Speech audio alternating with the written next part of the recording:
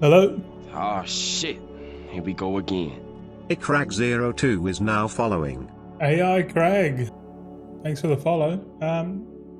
Just gonna go to the toilet real quick before we give this TSM a good go, eh? Ah, shit. Here we go again. Thanks, Farlan. Yeah, just give us 1 sec, go to the toilet. Alrighty, we're back. It is Wednesday, it is the reset, but we're not gonna be doing the pre-patch event because it's probably gonna be a complete shambles. I've been looking around on the internet and looking at people just full scratching their head, just going, what's going on here? And I've been conditioned, Blizzard have conditioned me to always wait 2 weeks before trying any new content if you don't want a disruptive experience. So today I've realized that, and we can probably do it another next week, but I want to spend the next week setting up my my user interface and all my add-ons and all my TSM profiles, and just try and get some sort of, I don't know, something for midnight. Because I don't want to be configuring stuff when midnight comes, because we want to get down and dirty. But yeah, stay with me. We'll get right into it. Thank you. G'day, true seekers and confused admirers. Goldson here, showing you a different mindset regarding virtual wealth creation. By setting goals, minimizing the distractions, the power of being focused and consistent. My long-term goal is to obtain 1 billion liquid gold within retail World of Warcraft. Join me on my adventure where I can impart knowledge and important life lessons that has made me the person who I am today. Oh yes. How you going, brother? I got a stream early on the Wednesdays, man. How you been, brother? Happy New Year, man. Drink some water, brother. I just went for a wee and my piss is brown, so I gotta like rehydrate. Good. Took a break from the game for a bit. Yeah. It's healthy to have a break, man. Yeah, but you come back to this crazy pre-patch shit. Oh, fine. So lots happened since I last saw you. We got 420 characters now in total. Yesterday I deleted 85 level 80s and created a bunch of new level 10 horde Vulpiras. You know the little fox things? Saw your tweet about covering all realms. Yeah, man. A specific server here, but the server that you see listed here is kind of like linked. Some are like linked, some are standalone, you know, but I've sussed it out. If you cover these 83 realms, you can literally cover every single auction house, or you can reach 100% of the player base, if you know what I mean. But if you're only stuck to one server, you're really only selling in your local area. You need to distribute far and wide. But yeah, I'm still trying to learn this, but like from what I understand is, if you craft on one server, and then you say you craft like, I don't know, whatever it is, like a bag or something,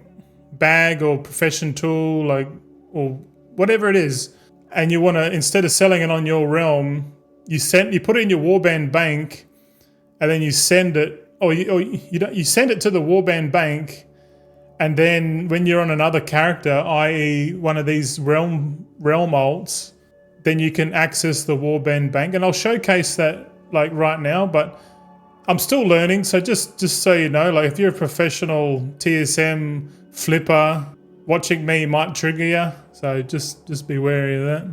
I'm not perfect, but I'm trying to get a bit more efficient, man. Hey, true. All right, so we are using our Woo's Goblin toolbox here on the left-hand side. This is a fucking awesome add-on, man.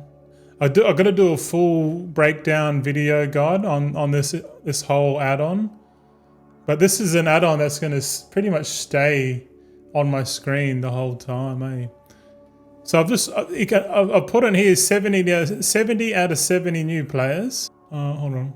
Yeah, so I haven't logged in this guys for a while. So normally you just log in and then like I see I've got a bunch of expired decor items. So I'll open them. And what I've done, I've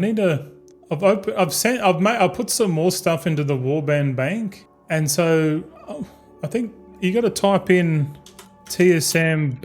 Oh yeah, here it is. And there's like a button here. It says restock, and it should like put items in my bags. Oh yeah, cool. So I bought these. I bought 5 different decor items. So really, I've just pressing this one button's just transferred one of each. I can sit here and click move to bank, and then it'll literally move everything back into the Warband Bank for you. You see how it's like automatic? It's like, ooh, cool. This is cool. See like that? So you use TSM to move stuff in and out of the Warband Bank. And my Warband Bank's kind of full of decor right now.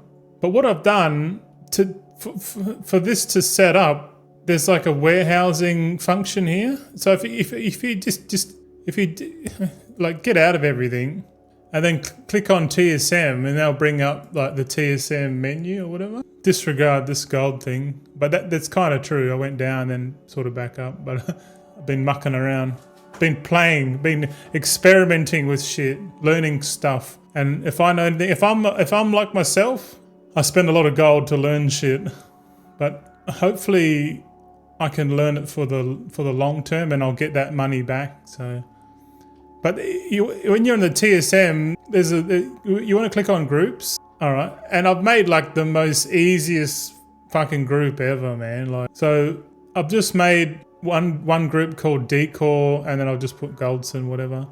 And if you open it, I've got it filtered by expansion. So the wall within, I've only got the recipes for the decor in the wall within because I've got all the professions. And there's 20 recipes that you can craft decor just in the wall within alone.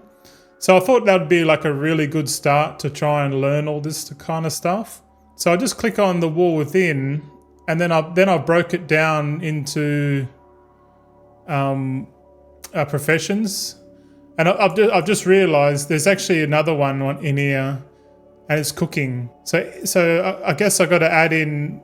I still haven't finalised this list, but essentially this list is all the decor items, and I've just categorized it by profession. See, like alchemy makes the Boulder Springs hot tub. Alchemy also makes the Nerubian alchemist retort.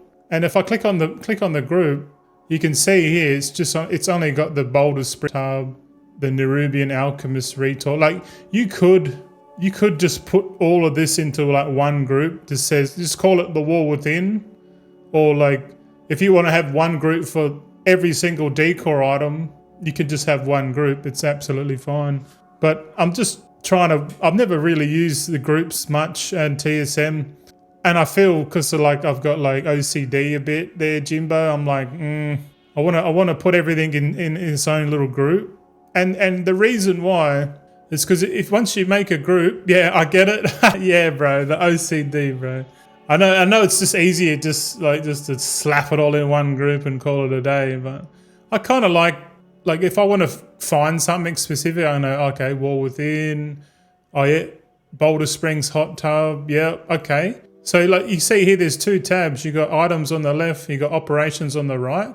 Now the items is pretty much the items that you want to transfer, or the item that you want to do something with. You want to transfer it, you want to sell it, you want to buy it, whatever it is.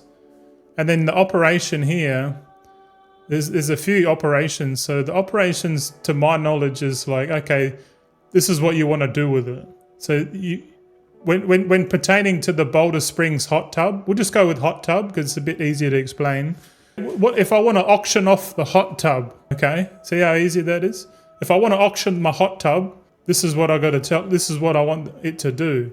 And what I've done, it says here, I've clicked on override parent because everything's default, right?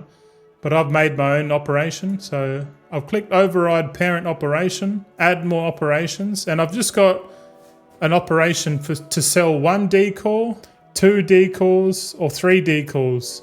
And I only want to sell 1 decor, because this hot tub's a big hot tub, and I don't want to sell 3 of them. I want to sell at least 1 per server, If there's 85 fucking servers, or 83 servers, sorry, my French.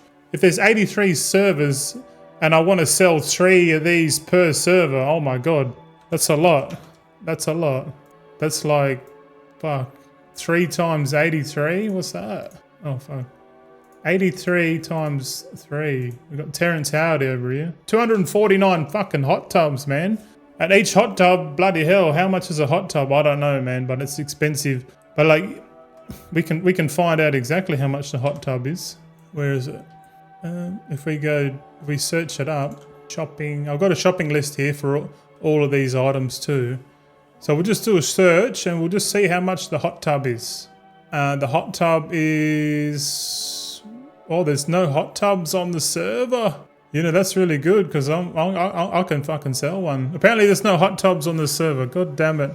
Well, it looks like we're going to go and put our own price in there. Anyway, let's go back to TSM. So you got groups. We got our the hot tub. Then go to operations. And then you got them down here. There's about 7 of them. I currently only use 3 of these. You got the auctioning one. You got the shopping one. And you got the warehousing one. So warehousing is what I showed you before. Like warehousing is it's like you're telling how many items to get out of the warehouse and put on and put it in the cart, or you know, the way I see it is the warehouse is your Warband Bank. So and then the warehousing operation is like, okay, putting stuff in and out of the Warband Bank. That's the way I see it. So for if I want to take out 3, I'll select 3. If I want to take out 2, you know, and if I want to take out 1, I select 1. Pretty easy stuff. So for the hot tub, I've selected I'm only going to take out 1, and if it's pretty easy to work out because you click on it and all it says is move quantity options. And it says quantity to move 1. That's it. If you want 2, you press 2.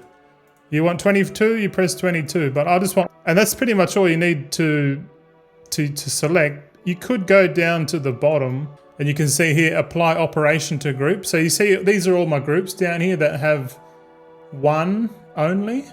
But you can set that up in the group. So if you go back to the group, click on your Boulder Springs hot tub, operate, and then you go down to the bottom, that you can see warehousing here, and then you can select which one you want. So I can go add more operations. I can select, okay, I only want to sell 1 hot tub. Okay, add operation. That's done.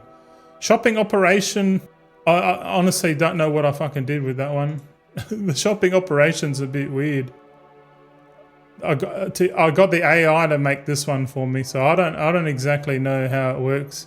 It's got some sort of function here, like it's like IFGTE, fuck knows what that means, but it's something like if it's more than 5% sale rate, or I don't know, man. Like the AI made this one up, but it seems to work, I guess. But I'm still learning the shopping operation, to be honest.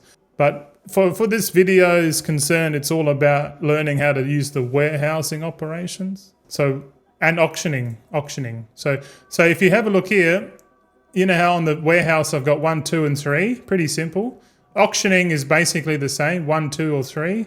And if we go into it, I've posted each item gets sold for 12 hours, and I only put 1 cap. Post cap is 1. So like, if you want 2, you want 2. You want to sell 3, you want to sell, you know. So I put 12 hours, post cap 1. That's pretty much it. And what's this? Oh, the minimum price is like 20% of my average buy price, something like that. And then normal price, I still don't understand it. I think, yeah, the minimum price is like it won't post it if it's below that minimum price. So it's essentially like a stop loss. So it makes you like not lose on whatever you buy. So if I bought the hot tub for 20,000 gold, right? The minimum price is like 20% of 20,000. So what's that? 20% of 20,000 is 4,000. So it wouldn't sell it for more than 24,000 gold. So minimum, I'm going to make 4,000 gold on selling the hot tub. 20% is pretty good, I reckon. Like, if you're making 20% on everything, bro, or you just got to keep. If you're making 20% on everything you sell, then you just got to sell heaps more shit, right? 20% is huge, man. Like if you got 100 million, like for example, I got 100 million, and I want to make 20%. That's like 20 million fucking gold. And I'm like, dude, all I got to do is sell like 100 million gold's worth of shit, and I can make 20 million, eh? But that's how it works. And I'm like, okay, all right, we got enough capital now from our little adventure in the war within selling concentration. So now I guess I'm moving up in the world of gold makers. Also, cheers, good morning. Got my cup of Earl Grey tea hot, just like Captain Picard loves it. He loves it. But I'm pretty sure it's full of caffeine, man.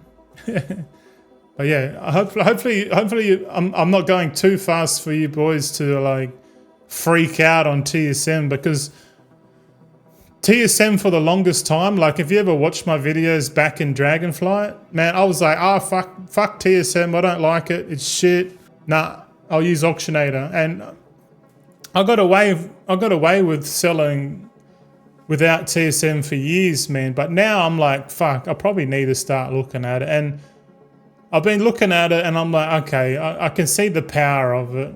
Like the whole, like it's a whole suite of tools.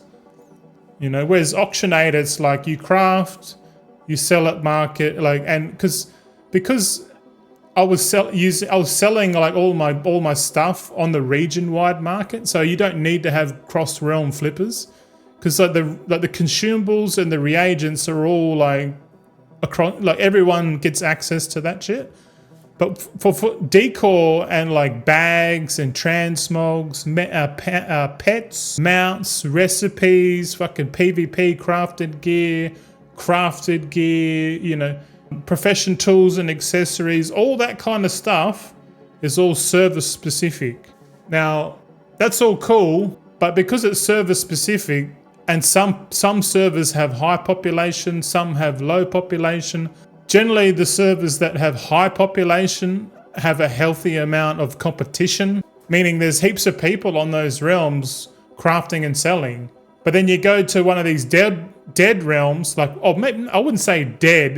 Each realm's alive, but the population's low. It's like taking. Imagine it's like you're a trader, a wandering trader, and you're buying the stuff in the big city. And then you're wandering out into the small towns, and you're just like a wandering trader, and you're going to the local market, and okay, this is what I got. If anyone wants it, you can get it.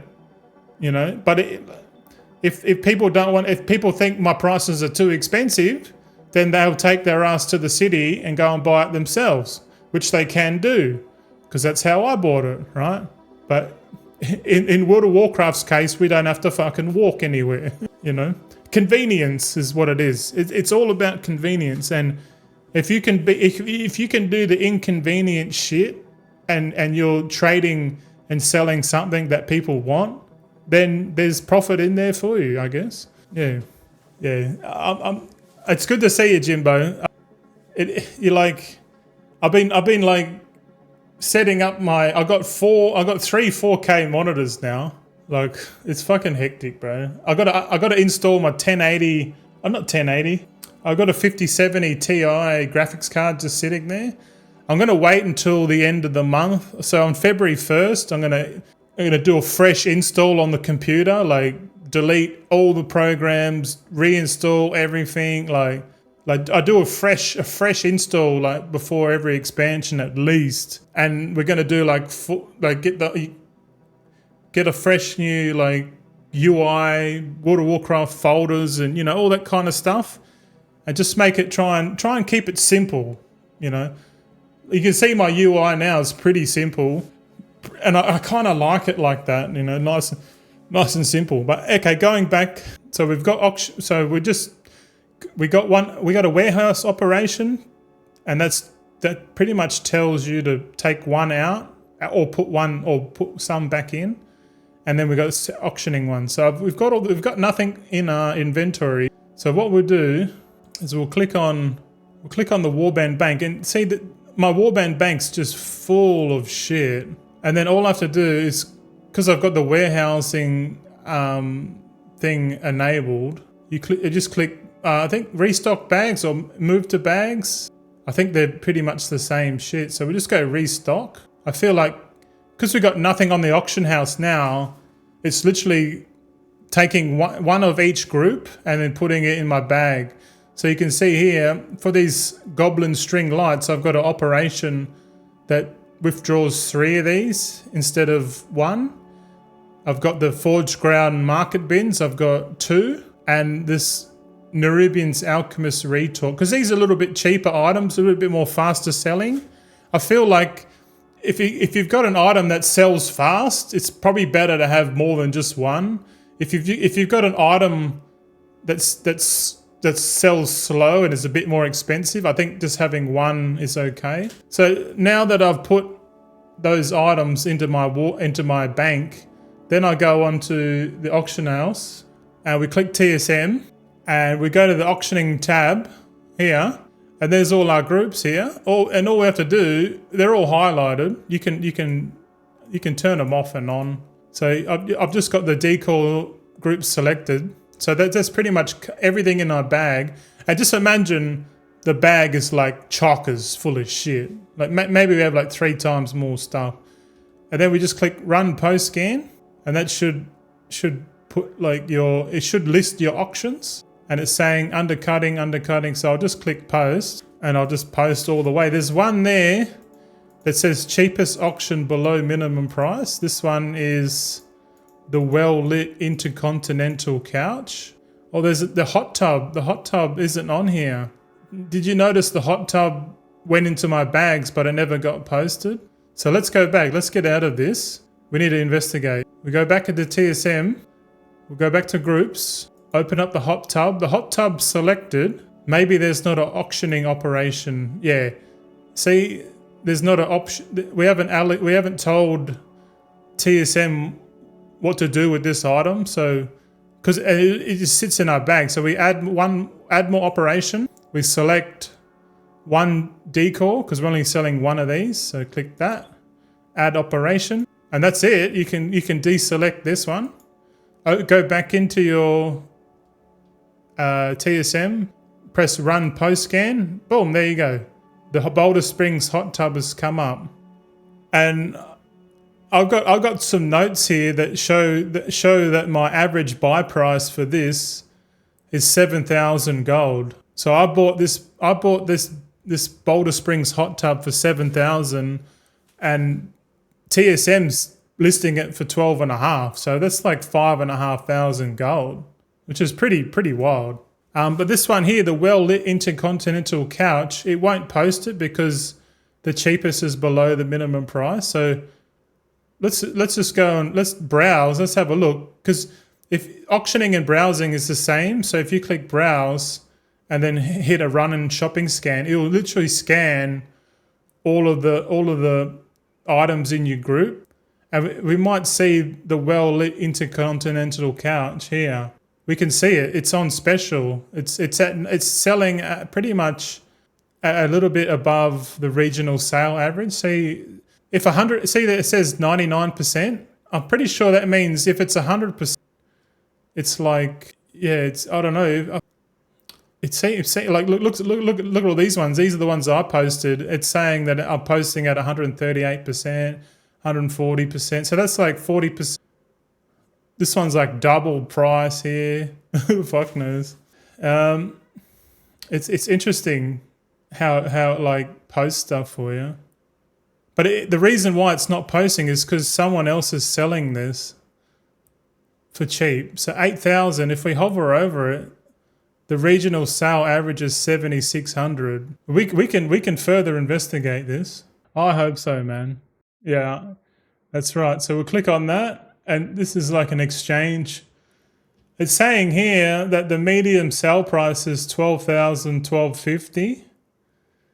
The current price on this Frostmourne is 7,000. So if we scroll down, we can sort of have a look at the spread. So see these bars here, these are all the realms, and we're currently on Gallywix. So Gallywix is like, you know. But if we click, the cheapest ones are on Frostmourne.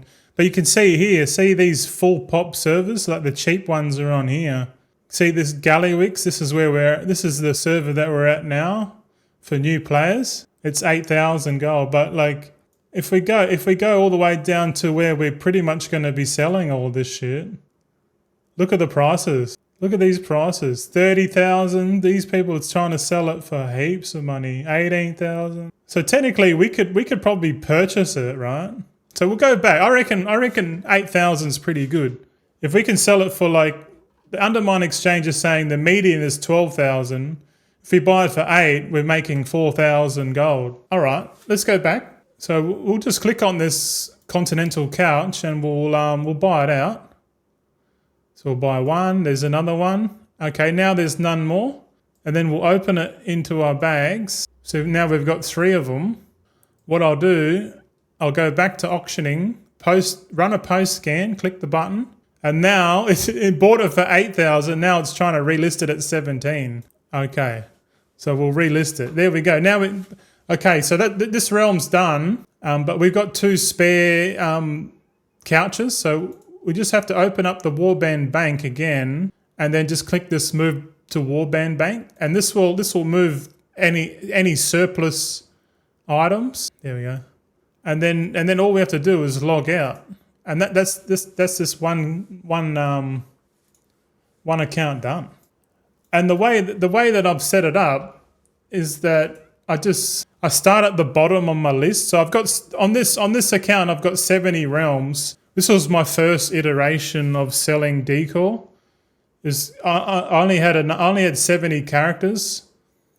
And to reach all of the low population realms, you need like an extra 13, so a total of 83. So I have since changed my distribution network, if you like, because think about it. Like I'll try and put it in the context of an American, right?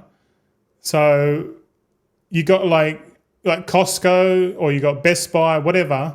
You know, Darkspear is my OG realm. It's pretty dead. Oh, really? Well, that'd be good to bring stuff there and sell to their marketplace. Hey, but for my analogy there, Jimbo, it's kind of like Costco, man. Like right now, I've gone and built a Costco, right? But it's fucking empty. There's nothing. There's probably a few shelves full of stuff in my warehouse, you know. And people will be like, oh, well, there's not much here, you know. But like imagine over time we just keep building up our inventory, right? Because you can do that on one server and make gold. But like I feel like if you wanna make even more gold, you're gonna need to like expand. You need obviously need more capital, and then go and build another Costco, and then fill that Costco with the same inventory. Then you know. You're selling to like more people, and then you get a bit more money, and you sell to you make another Costco. So effectively, I've built like 83 Costcos, but they're completely fucking empty. There's no cunt in them. Right now, I've only got like a few items, but as I grow, I guess my inventory will go up and up and up. But we'll see. But like, okay, so we're on that new character. So we'll open up expired mail. So everything's expired. So very, very important to open up all the mail, and then go to your Warband Bank, click restock bags, and this should put in missing decors. Okay, then we open up TSM, run a post scan, and it literally does it all for you. Once it's all set up, and then you just hit the button. And because we've got a stop loss, we technically can't lose. But at the same time, if we don't make the sale, we don't make any money. So it's a good thing. Like if you stop posting your auctions, you stop selling, right? So you always want to keep selling. So while we're here, we'll do a cheeky shopping scan and just see if there's anything on here that's a bit like undervalued. But being that it's like a low pop realm, see how I've put up here at the top, Darkspear, this is your realm, low pop. That means this is a selling realm. So we've sold and then now we log off. And that's it. And then we move up to next one. We're going to move to Goldrin, and I guess we just start at the bottom of our character list and then work our way up. So at the top of my list is all the high population realms, and down and the list is sorted from high population down to medium, and then at the bottom you've got low population, right? So it's better because you're sort of taking the stuff from the high population or the cities, and then you're going to the small towns, the small rural towns, and then you're selling stuff there first because that's where you're going to get most of your gains from, right? So again, open up your mailbox, Warband Bank, restock the bag, right? I love this Warband Bank. I wish we could get another 6 tabs in here, man. And then straight into TSM, auctioning, run, post scan, boom. Normally I wouldn't even, if everything comes up green, I wouldn't bother searching because I know there's probably nothing cheap. But that first time we did it, there was that cheap couch that we end up buying. We flipped it for an extra 4. But yeah, we'll see. And that's it, bro. Boom. That was like 1 minute. 1 minute per character. One of the best additions to the game. Oh, I don't know how did people do this shit before, man? Like, that's what I want to know, bro.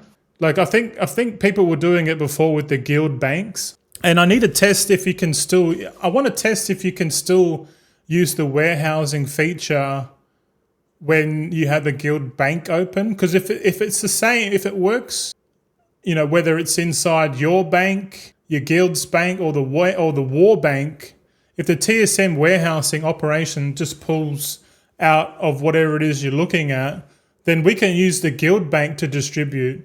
And if we can use the guild bank to distribute, we can distribute 5 items. We can log into 5 realms at the same time and do it. Doing this at 1 by 1 is a good way to like learn how it works, which is why I did it. All right, we'll open up all this and then Warband Bank, restock bags. It's pretty simple there, Jimbo. Like, I always was deterred by it because I'm like, oh, you know, it's too complicated. I don't understand it. Oh, look, there's 2 items here below minimum price. So should we go and have a look at that? I reckon we do. What's on special? Dornagle framed rug. How much? 7,000? I've bought these for 7,200. Yeah, I'll buy them. I reckon they'll be all right. So we spent... Apparently, the TSM had a little bit of an error then. I think it's good because Manthea said if you ever get a TSM error, reload straight away. And that's what I did. So we'll have a look. We'll buy that last. And see, you can see these people are selling for 48 hours, 24. Oh, I'm selling for 24 hours. Nah, that's not right. No way I'm selling for 24 hours. Nah, that's not right. Maybe that's a UI bug. Because my listings say 12 hours for everything, yeah. Maybe that's a bug. All right, we'll open these. Dornagle frame rug. So I'm only playing with the Wall Within decor. I'm not doing any other expansion just yet. Not until I understand how it works. Because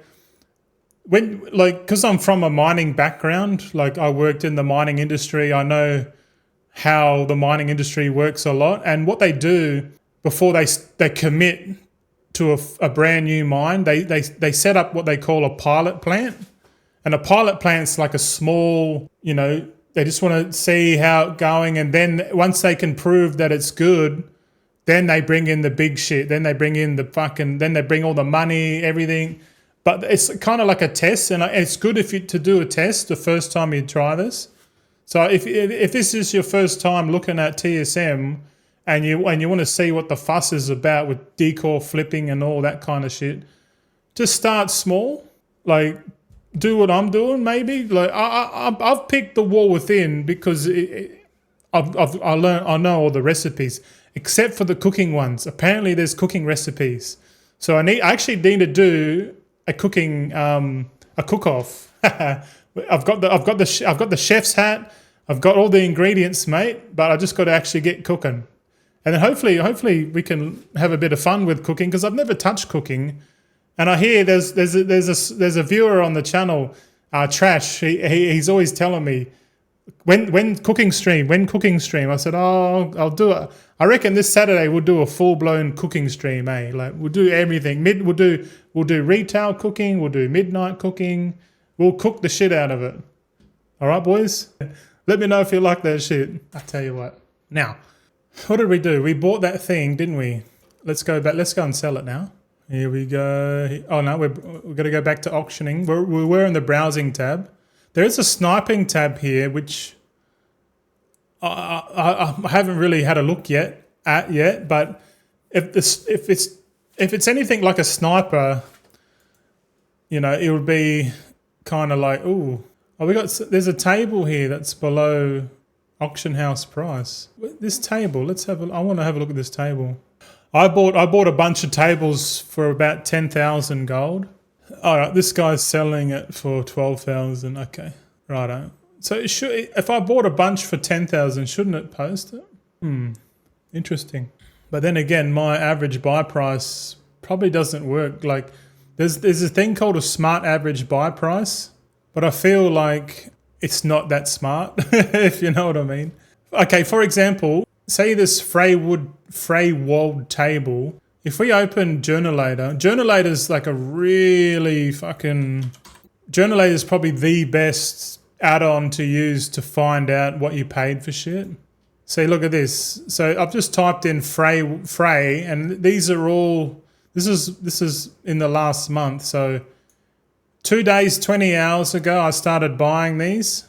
You can see I was buying for 7, 7, 7, 7, 8,000, 8,000, 9,000, 8,000, 9,000, all this stuff, and a couple at 10,000 yesterday. And I've sold one for 20,000. So I've got a bunch of inventory there in the warehouse. But I need to find a way that can like work out, you know, like how much it costs. And I think there's a button here called Export Results, and if you click that, it puts it into a like a list. And I want to figure out a spreadsheet where I can paste the information into the spreadsheet and then get the spreadsheet to tell me what my average buy price is. Because if I know what my average buy price is, then all I have to do is go into here, open up TSM, click on my groups, go down to the Freywald table, right? You see here, and then I'll click on the operations. Oh, yeah, the operations. I could do like a custom operation. Let's say if I go add more operations, create new operation, and I'll change it to 12 hours. I'll post one, and then when we come down here, it says the minimum price. If we know what we bought, what we paid for all of it, you know, like if my spreadsheet can like work out, oh, you spent this much on this many, and that means it costs you 8,000 gold. Then the minimum price I would just put in here. I'll just go like 8,000 gold multiplied by 1.25, which is basically it's like if I bought it for 8,000 times by 1.25, that means I won't sell it for anything less than 25% markup, right? So this is I think this is getting a bit more advanced, but I feel like there's way to like buy in bulk, like go out and buy all the specials. Because like if you want to buy all the specials, you take one day and just buy as much shit as you want, and then all you got to do is when you just have to relist all the auctions. You have to come in here, like say because I'm on 83 realms. If I go out and buy like 100 of one item, right? Like I just go and buy 100 of them, or even if I just 100's easy. So I'll just go out, like I'm ringing up a supplier. I'm just like, oh yeah, by the way, I need 100 fucking couches, please, or tables. I want 100 tables. What's the price you're gonna do it for me? And then they'll be like, oh well, because you're doing 100, we'll probably sell it to you for like 8,000 each. And then you'd be like, yep, no worries. That's normally how you would do it in the IRL, but in the game, we got to go out and buy it one by one. And as you buy it one by one, it's really hard to keep track unless you're like writing shit down in a spreadsheet, which is you can do, but it's super slow. So what I'm trying to work out how to fast track it, man. I just want to click a button, paste it into a spreadsheet, and just get the spreadsheet to work it out. And then all I have to do is come in here and just write down my minimum price times by 1.25, and then the maximum price will be like, I don't know, double that, double what I paid, and then the normal price would be, I don't know, 50%, like maybe 50% of what I paid for it. It kind of makes sense if you go 0.25 and then for minimum, and then normal's 50% more than what you paid, and then max price is like double. You know what I mean? So like if you're buying them for 8K and then you go to a realm and there's none, you can either sell it at double the price of what you paid for it, which is probably going to be below what other people are selling it, but it means you're going to double your money, and there's a high likeliness that you'll make the sale because it's priced cheap. So that's what I'm trying to do, but I know it's very capital intensive, very capital intensive, because buying like 100 of a certain item, like 100, where is it? For example, not that one. That's the camera, you dickhead. For example, I want a calculator. So if you want 100 of these things at, say, 8,200 or whatever, you got to spend like 8,200 of this, man, right? But at the same time, you're gonna have to find a home for these 100 tables or whatever. So you could technically have, if you bought 100 and you got 83 characters that sell, you can technically put one on each realm if you wanted to, right? Or you can keep extras in your bags, which is something I'm trying to look at now. But apparently you can, where is it? Yeah, apparently you can set this TSM up, or this warehousing to, put stuff into the bags. I still haven't worked it out, but I'm pretty sure. Hold on, what am I restocking? Hold on, I've got auctions listed, don't I? Yeah, I've got auctions here. Why am I doing that? Move to Warband Bank. Yeah, but this restock bags, if you buy more than you need, you can use this inventory to hold your items instead of, because there's not enough room in the Warband Bank. See how like we're nearly maxed out on the Warband Bank. But the best inventory is here. So really, you could just go out and buy a heap of shit, right? And just have it sitting in your bags ready to go. You just buy cheap, and then when the prices go up, then you start posting. Like I'm posting at the moment, but I don't know why. I don't think it's worth posting. I should be accumulating stuff. You know what I mean? That's what I reckon. I should be accumulating shit. Because I know when midnight comes, man, these decor prices are going to go up, because no one's going to be farming fucking lumber in the old world when, at least for the first month, because everyone will be playing the new content. So for that month, the prices could go up heaps, man. But then again, this is why I'm learning, because I'm just thinking, like, I've got like 100 odd million.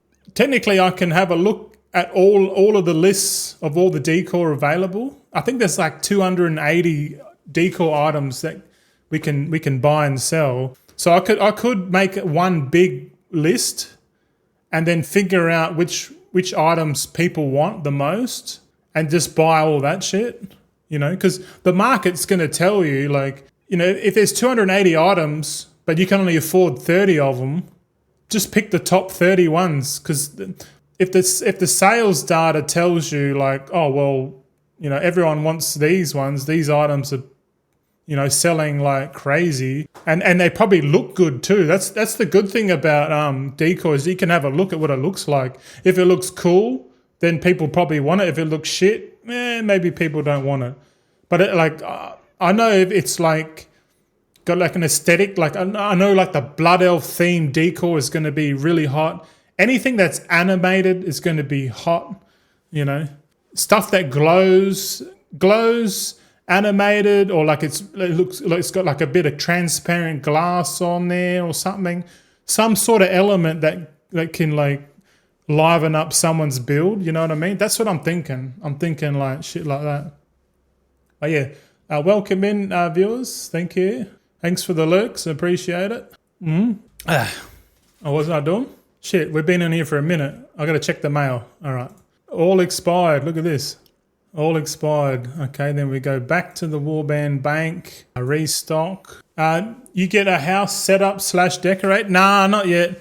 I think during after the midnight rush. Yeah, he's here. The midnight rush. You like that pun? Yeah, after the midnight rush. There, Jimbo. I'm probably going. I'm more than likely going to open up my guild. See, this is my guild here, Tweezy. Fucking Tweezy, mate. Yeah, boy. So Tweezy will sell. I'll start allowing people into my guild. I've got this crazy idea of like, because I've noticed like other people of like doing like giveaways and stuff, and I'm like, I don't want to give a giveaway. Like, if anything, I want people to join my guild, right? And then if I make enough gold, like I'll just give the people in my guild like an allowance. You know what I mean? So like instead of like giving like out $1 million gold, I just give everyone in my guild like a certain amount of gold. Like, you know how you can set it as a guild master? You can say, oh well, there's like a daily limit of 10,000 gold or whatever. You know, and then obviously as more people come into the guild, I'll just adjust it. So like if you log in every day and you take money out of the guild bank, that's fine, but there's a limit, you know. So, but I obviously set it up so, you know, if you don't want to take money out of the guild bank, you don't have to, but you can if you want. But like at the same time, I'm not just going to let anyone into the guild. You know what I mean? I'll just let like cool people in the guild, people I like. Like I don't want any shitters in the guild. You know what I mean? Because that was just fucking wreck everything, man. Because if I'm going to have a community in the game, I'm going to make it so it's like pretty fucking good. Like quality over quantity, man. 100%. You know what I mean? And then we can do like raids and shit, like Friday night raids. We can do like, you know, heaps of shit, man. We do the housing fucking thing. We'll do like competitions on who's got the best house in the neighborhood, maybe. This is all later on, like after the midnight rush. But I'm thinking what I'll do is I'll use channel points. Like if you get enough channel points, you can like get into the guild with one character. And then pretty much as soon as you get into the guild, if you leave, you have to build up channel points again type thing. You know what I mean? So it makes it like a bit of an incentive to watch the stream. And if I stream like more regularly, like, because there's a high chance I turn this thing on all day for like a month, which would be crazy, man. But it'd be cool if people can build up those points and then spend it on like getting into the guild. I don't know. That's what I'm thinking. It'd be cool. And I think this is all you do, eh? Like you just post your shit on the auction house, and you just start from the low pop realms and then just work your way up to the high pop. And that's it. That's all it is to it.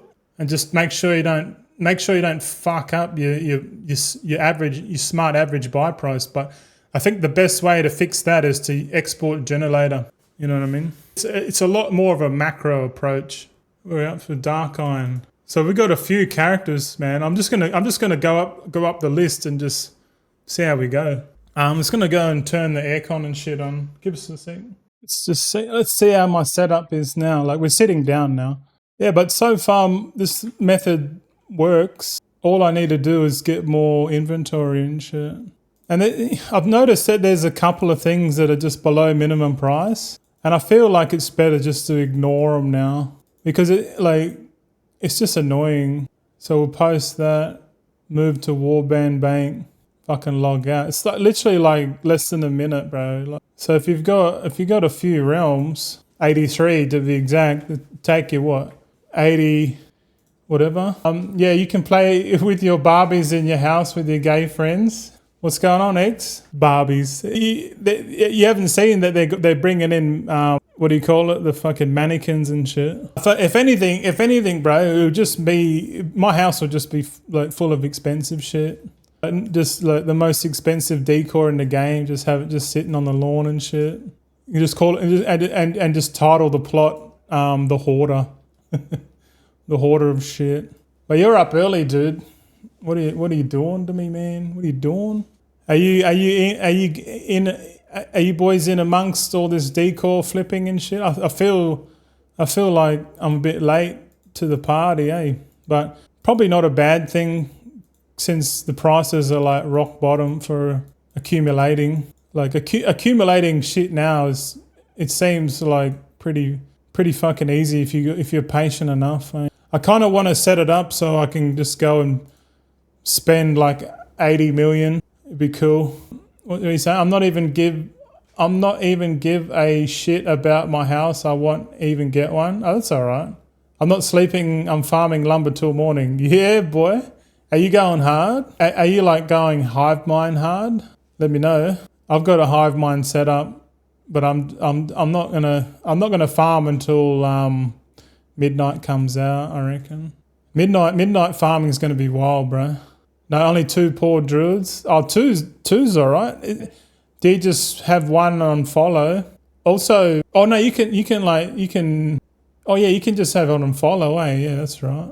Yeah, I did it before with 5. Man, what you're saying is just a waste of gold. Oh yeah, without a doubt, you're probably right. It's the opposite of stacking. I know. Decor selling like crazy and prices are really high. Tell me what you know, brother. Tell me what you know. I'm still new to this shit, man. So I don't have boots on the ground for, like this is probably like my 4th day going into decor, and I still don't know shit. You can sell decor now and buy again before midnight. Jimbo reckons I got big plans for decor but never got going with it. Jimbo, I reckon the best thing you can do if you just got one account, bro, just farm decor or farm lumber in the zone that gives the most gold per lumber. I'm not sure exactly what that is right now. I don't think it's the wall within. I think people are saying that the Burning Crusade one's pretty hot, but until I get like a full shopping list that shows you the sale rates and that, and like we can compare lumber and shit. I need to chuck it into a spreadsheet really, but I'm pretty sure we can do it on TSM. But like just need an indicator to show which expansion is worth your time. Like for example, with your 2 druids X, where are you farming right now? Because you probably know where to farm now. Because you got to get the most bang for your buck, right? I need to readjust my fucking teleprompter. Eh? I need to angle it up and down. Yeah, we'll see. I'm still setting up because I'm sitting down. My camera's like a bit fucked. I need to set it up a bit better. Oh well, it's just a waste having tons of decor keeping them for midnight. What's your logic on that? You reckon it's not worth it? Well, I can understand it. If you don't have capital, it doesn't make any fucking sense. Like if you're just farming and selling to build capital, it doesn't make any sense at all to hoard. But because I got a bit of gold here, my fucking capitalist brain is like, fucking just buy now, sell later, just hold it. Because I know it's going to go up. Like it's not going to go fucking down. You know what I mean? Like if you're really fucking patient, if you were doing it and you didn't want to eat and you wanted to make the gold later, you would just farm now and just craft it and just sit on it. Don't increase your gold at all. Just keep farming, and then when midnight comes, then fucking sell it. But I guess I don't know, man.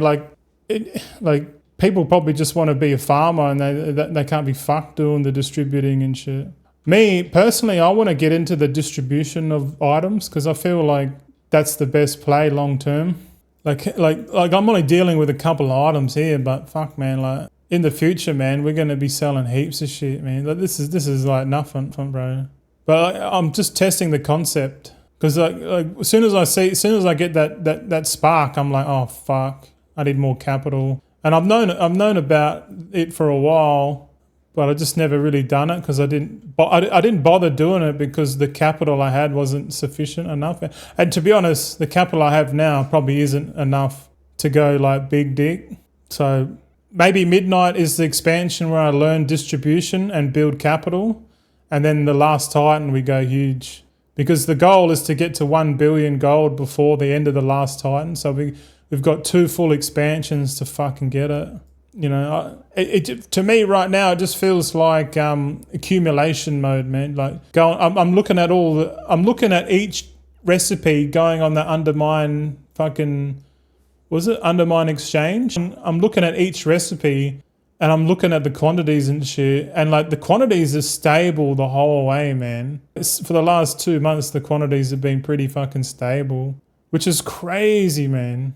I've never seen anything like stable like that for ages. You know, like just looking at every market, I'm like, dude, like the prices aren't really volatile, man. They're pretty steady. But that's because there's no new content, and when the new content comes, it's like, fuck, that's definitely gonna drop 100%. Why would you like even yourself, X-Man, like when the new content comes out, you're not gonna be farming old world shit, man. No, you're gonna be playing midnight, bro. I'm gonna be playing midnight. And if it goes up 50, if I can sell everything at 50% of what I buy it at, that's like fucking 80 million gold, man. If I spend all my shit, that'd be nuts, bro. But it's at the same time, it's a big fucking gamble too. It's a big fucking gamble. Fuck, my teleprompter's a bit on the piss, man. But I guess it's good. I have 110 recipes. I farm them and sell them, and buy the ones I don't craft from cheap servers. The best farm you can do right now is Dreamleaf in Legion. Dreamleaf. Oh, okay. Is that a herb? Yeah, it sounds like a herb. I'm out of fucking water here. Hold on. Dreamleaf, eh? Yeah. I do like farming, my friend. Farming is the best way to build capital, especially when you got not much. But I feel like later on, I just want to do something different, man. And I haven't really done this shit. And this is what most people fucking do to make gold, like the big boys. So it kind of makes sense to have a little crack at it. If I do this and I lose 80 million because I'm a dickhead, then I'll take it. I'll fucking take it, man. And then I'll just be like, nah, just stack and chill, or just farm like you know, just stack. Identify what the market wants, go ahead and farm that, sell it, boom, easy. You know, and if something changes, go and farm that, go and sell it, boom, just keep stacking and chilling. Should be all right, mate. It'll be fine. So what's this? We got 58 out of, that's Urban Ring. So I'm using Woo's Goblin Toolbox to show me what character number I'm on as well, which is cool. Man, what you're saying is shit, like buying 2 million mounts and wait 10 years to sell 3. Decor is not Bitcoin. It's stable because the ones selling the decors recraft them and what else? And resell them, man, because everyone is hoarding for midnight. Everyone's hoarding for midnight. How do you know that? Everyone is not hoarding for midnight. Yeah. I guess each to their own, my friend. But at the same time, I'm not buying crazy amounts. Like I think I've spent like 5 million gold all up. Oh, like shit. I haven't spent fuck all, bro. Taproon Eater is now following. Hey, Taproon Eater. What's going on, man? Welcome into the fucking alt army. We're just here fucking around trying to make gold. Trying to. I haven't seen much sales, man. I haven't seen much sales. Let's just check. I'll log into this character and we'll just see if we got a sale. But this is literally the first collection. I posted this like 2 days ago, and I didn't log in yesterday because I was fucking around with my UI and shit.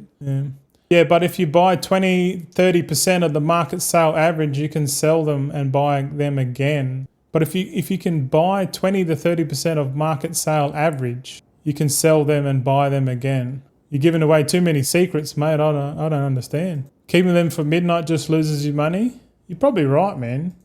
You're probably right. Well, there's a very wise content creator named Crazy Bear Gold. He's an old fella, and he just farms and sells, man. Like, and he's making fucking millions of gold daily, millions. And I've got the exact setup for that, but not exactly, because I don't have all I haven't learned all the fucking recipes, man. So I guess to get set up to just farm and sell like what you boys are doing, I need to learn some more fucking recipes, eh? Oh, excuse me. Beat that one. Oh, here's my water here. Fuck, idiot. Not hoarding, just you? You cheeky bugger. You need a good hiding, mate. I'll sort you out. Yeah, I think in total, I've got it here. I've spent 7 million gold hoarding shit. But I think you're right. And these items that I'm buying they're just shit.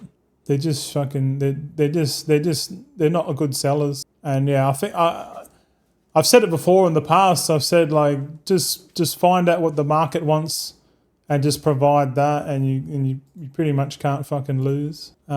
So if you're right and I'm wrong, that's okay, because I'm gonna learn a valuable lesson, right? But at the same time, I'm trying to figure out how this cross realm distribution thing works, man. That's what I really want to know, because when midnight comes, and it will come, we've got less than that, literally 29 days or 30 days, and literally 1 month until midnight comes in, early access, and there's a high chance I just craft shit and then sell it cross realm, man. Like profession tools, accessories, fucking crafted gear, weapon, just like everything, just craft everything and just sell it. And that's literally what I'll do. I've never done that on a launch, and it'd be really cool to figure it out, like how to get efficient with it. Because everything that I craft, like if I'm for example, this is my logic. Like if we're on like 80 fucking 3 realms, there's a high chance that each realm will probably want a profession tool for like, herbing and mining. But let's just say a herber, 83, and like if you craft like three herbing tools, that's like what, 200, you craft 249 items, and then you go ahead and times that by 3, because you got to craft the profession accessories as well. So let's just say just selling the uncommon tools, you need to craft 747 fucking items, and then chuck it in your guild bank or Warband Bank. I need to figure it out, how to distribute it. But then we can literally log in with what we're doing now and start selling shit. Like just literally craft and distribute, sell, craft, distribute, sell, and just keep doing that until we like tick every fucking item off the list. And then we just export our journal later, and then we find out what's selling, and we just make more of that. That seems like the plan. Just craft and sell and fucking, that's it. But you're probably going to come across and say, "Oh, just fucking gather, mate. Gather and sell," which is probably right either way. But I just want to try something different. You know what I mean? Because this is fucking new to me. Exactly. That's why all people do buy and something, keeping them from the chance of maybe prices go high at midnight. True, I do that a lot, and I've lost heaps of gold doing it. Everyone's going to do that, man. I do the same too. Fuck, man. I can't see the bottom of your thing. What else we can do to get money? That's what we all wait. That's why we all wait. But like, there's no doubt the demand is going to be pretty insane for like crafted shit at the start. See, like that, I'm not selling the right things here. I've fucking bought too much of this crap. Like, I bought these replica awakening machine stasis pods. I bought heaps of them, man. But like, no cunt wants them, man. And I'm thinking like, all right, maybe I just buy a couple things that people want, or the alternative is to just not accumulate. Instead, just buy the stuff that's on special and then sell it at like not the normal sale rate. That seems like a more safer flip, But I think you don't get what I say. You buy cheap decor with 8 million, you can just resell them and then get 11 million with them, and then buy again, and instead keep them to sell in midnight. You can make 10 to 20 million till then and still have your stack you have in the bank. Well, okay, I get what you're saying. So your logic is to like I'll use your logic against you just to have a bit of I don't know what's the word, rebuttal on that. But you're right in what you said. Like you could just farm now and keep your stack, right? And then then you said keep your stack until midnight. And then I guess the question I'm going to ask you is like, well, what are you going to do with that stack then when midnight comes? Like, what are you going to do with it? You know what I mean? It's like there's this thing called the opposite. Well, fucking, I don't know what you're saying, man. Like the way that you're explaining it, it seems like it's backwards or what? I don't know, man. You say you stack them, man, not me. Let's have a look. But I think you don't get what I say. You say you buy cheap decor with 8 million. You can just resell them and then get 11 million. So yeah, make you 3 million or whatever. With them, and then you buy again. So then you buy 11 million. Yeah, it's capital efficiency. Yeah. And then instead keep them to sell at midnight. You can make 10 to 20 million till then. See, this is where it breaks up with me. I'm like, well, you're talking about one thing and then you start talking about something else here. Like you can make 10 to 20 million. Are you talking about like gathering and selling, or are you talking about flipping? Like this is where the disconnect happens for me. So I get confused here, and then you add in and still have your stack if you stack you have in the bank, and then you say no, the opposite. I'm fucking confused, X man. You're confusing me, bro, and that confusion's making you more upset. What's going on, bro? Man, you didn't say you buy cheap decor for 8 million and you will keep them to sell at midnight. Well, if I don't sell them, I'm definitely keeping them. But that's what I'm trying to do now. If you're observant, so all I've done is bought a bunch of decor. I've only got like, what was it? 1, 2, 3, 4, 5, 6, 7, 8, 9, 10, 11, 12, 13, 14, 15, 16, 17. No, not even that. Yeah, I've got 17 items here in my TSM thing. That's it. But I've just gone and bought a shitload of each one because I'm trying to work out how to get the average buy price. And then in the meantime, I'll try and flip them. But if I don't sell them, and my hope is that when midnight comes, the price goes up because everyone's not going to be farming and shit. But then again, like it takes more risk, you know, because no one might want this shit. Like, look at this. This is what I bought. The fucking stupid replica rumbling waste drill pod. Like, this thing's fucking useless, man. But someone might want it. You never know. Someone might buy that just for the 10% or 10 XP knowledge. I don't know. Speculation's a bitch, but hey, it sucks. I've speculated way too much, man. What did I do there? Restock. And I say instead, keeping the 8 million till midnight, you can just resell them and buy them and resell them and buy them until midnight, and you'll get 10 to 15 profit and still buy your stack back. So are you saying don't sell them now? There's a seller here called Homegirl Love X. I'm gonna cry. Of course, sell them, man. Yeah, I don't know, man. You're freaking me out, bro. You haven't taken your pills today, I swear. You're freaking me out, bro. You say you're going to keep them, and I say you lose money if you do. Okay. Well, I guess we'll wait and see, but you're probably right, man. But at the start of this experiment, I've told everyone that if I lose, it's okay. It's a learning experiment for me. Get some more water. Fucking thirsty today, man. Hell thirsty. My piss was brown this morning. Hey, what's up? What's your name? Helpy. What's up, dude? Hi, man. Love your videos on YouTube. Hey, thanks, dude. It's good to see that someone likes my content. Where you from, Helpy? Ecuador. Oh, shit. Oh, that's right. Yeah. I do recall speaking to you before. Doing this on one account, it's fucking slow, man. The other day, or yesterday, instead of doing this on one account, I've set it up so I can do it on 5. I've got 6 accounts, I might as well utilise that, eh? Oh shit, I should have opened the bank first. Oh, I fucked up.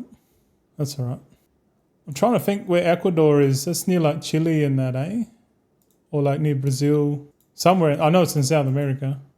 Definitely want to travel there one day. For sure, man. It's going to be good. Yeah, it's Latin America. Oh, I do like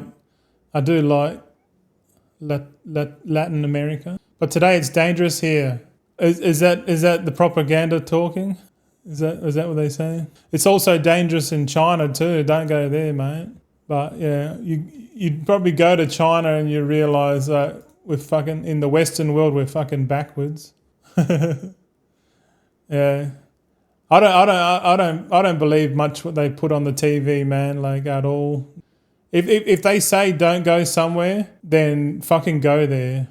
Because if you go there and you're like, oh, well, I don't know what they're talking about, mate. There's nothing wrong with this place. This place is sick. It's awesome. Yeah, the powers to be don't want you to know what's possible, mate. So that's why the propaganda keeps you at bay. Helpy says, I say that because I live here and I watch what happens in the streets. Oh, yeah.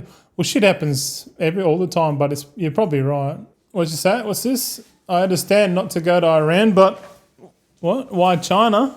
Why not? What's wrong with China? Nothing wrong with China. Propaganda sucks. Yeah, man. Propaganda is what brainwashes most people. That's why they are the way they are. He's a shit stirrer, man. When he doesn't take his pills, man, he's a shit stirrer. So I'll just fuck him off. I don't need that shit, man. People always trying to bring you down, eh? No matter what you do. And then no matter what you say, they fucking just try to keep bringing you down, you know. It gets to me sometimes. And then I realise, it's not worth it. Just ban the cunts. You love the controversy, tell the truth. Hey, buddy. Percy? No, he was being a dickhead. How you going, Royals?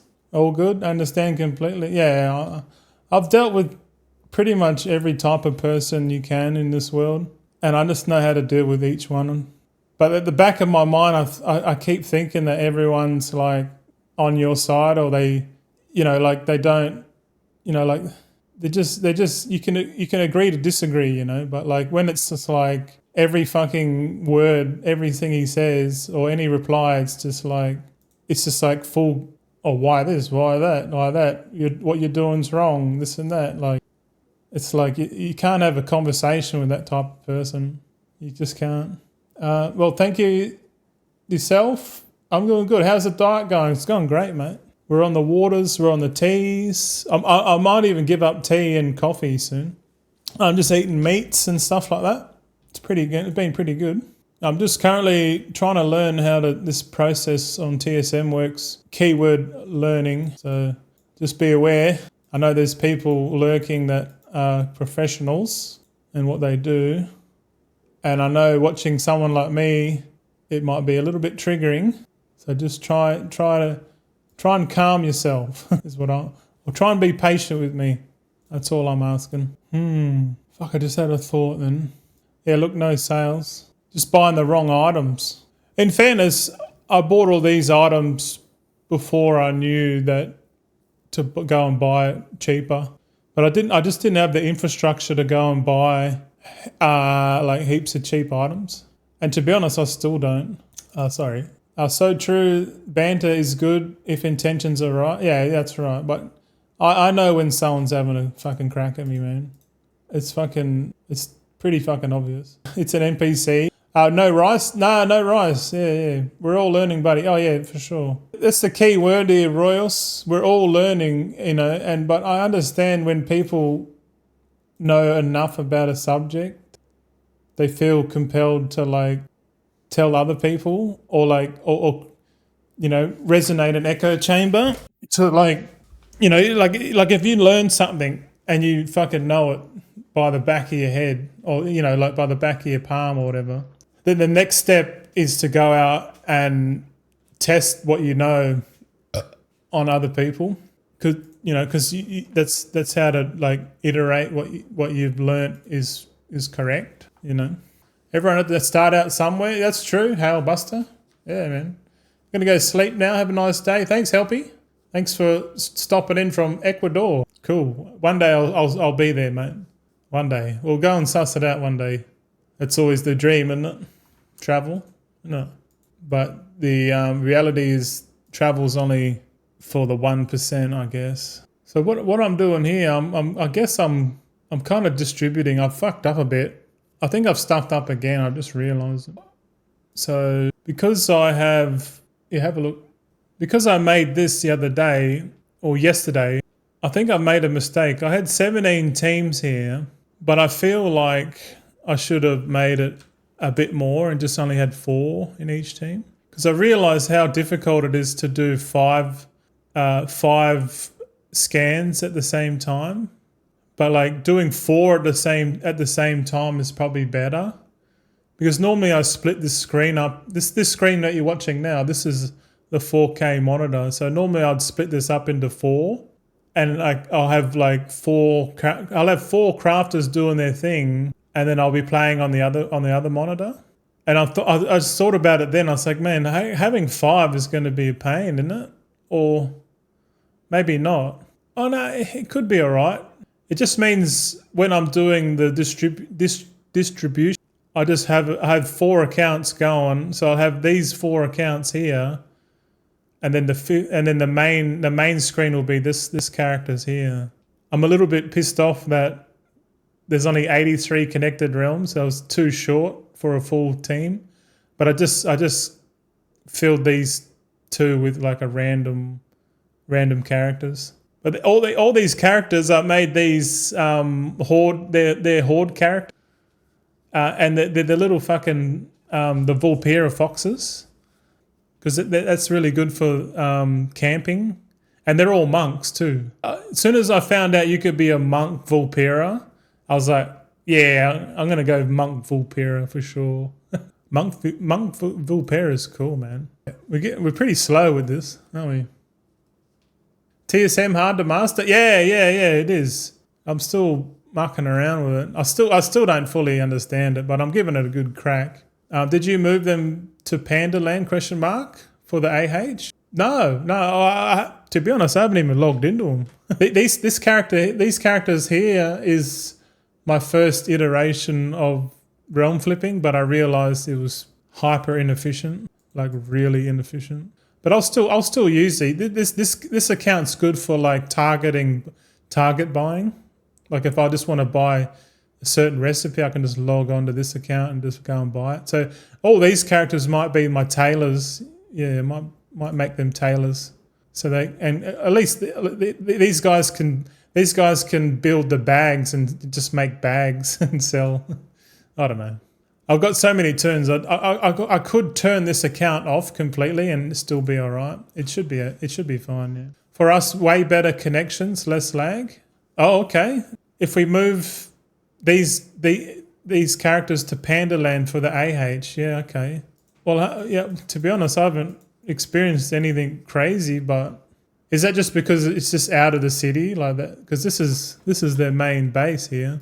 This is the Stormwind equivalent. So if I was to go to the Panda Land, would you recommend here? Is it just because this is like no one really goes here and there's like less load times and people deal with? Yeah. The shrine has a guild bank. The shrine, I don't know where that is. Which zone is that in? Shrine? Shrine of the Two Moons? Is that it? 5 Sisters, Valley of the Four Winds. Or maybe it is that. Yours all horde? Yeah. Horde Vulperas. So they can teleport and shit. Yeah. Are you right? Is it here? Oh, is the red? Does the red mean horde flight path? Does it? Shrine of Two Moons. So what's there? What do you say is there? Is a auction house?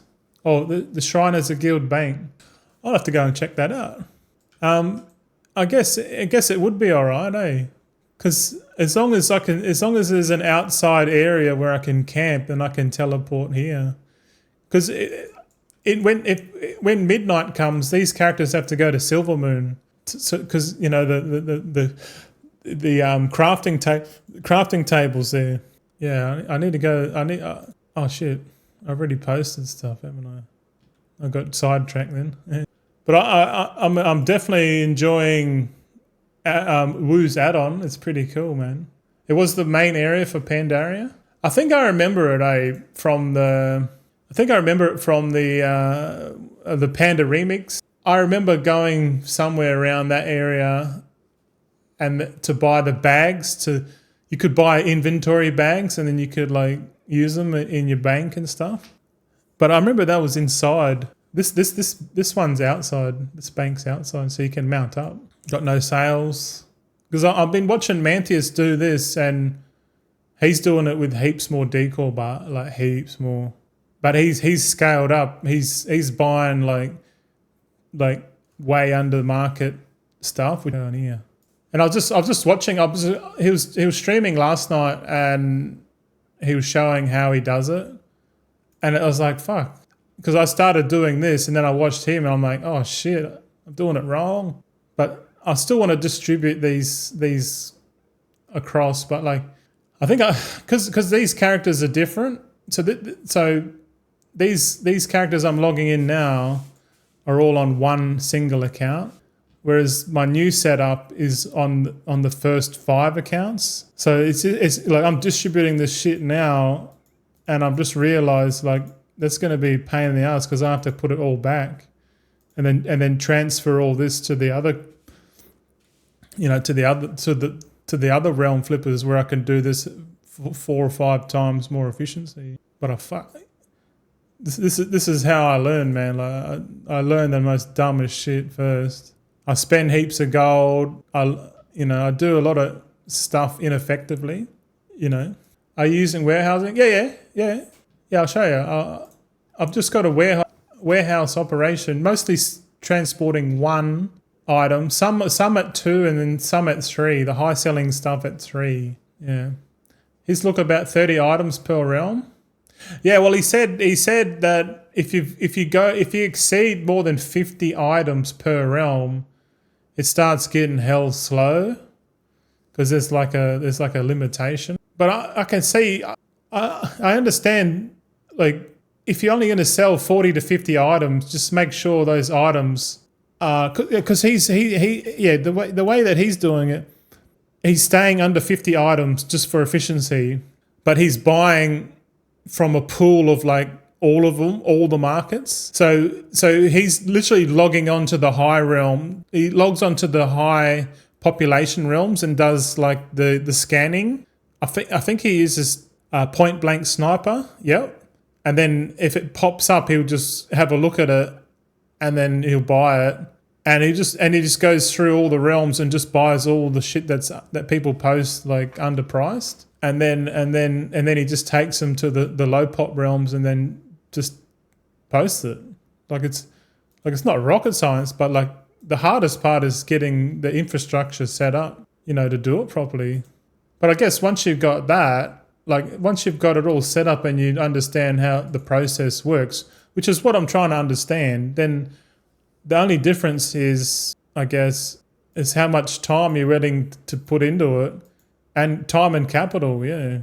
Like you could sit there and just do it all day, like just go cycle through your characters, then go back again, and then keep cycling it, and then whenever you get bored, just go through and buy. But you're just going to accumulate a heap of stuff.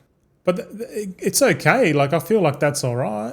But that's one method. That's like one method. That's probably efficient. It's not high profit, but it's definitely efficient. The high profit way is definitely to farm your own stuff and then sell it.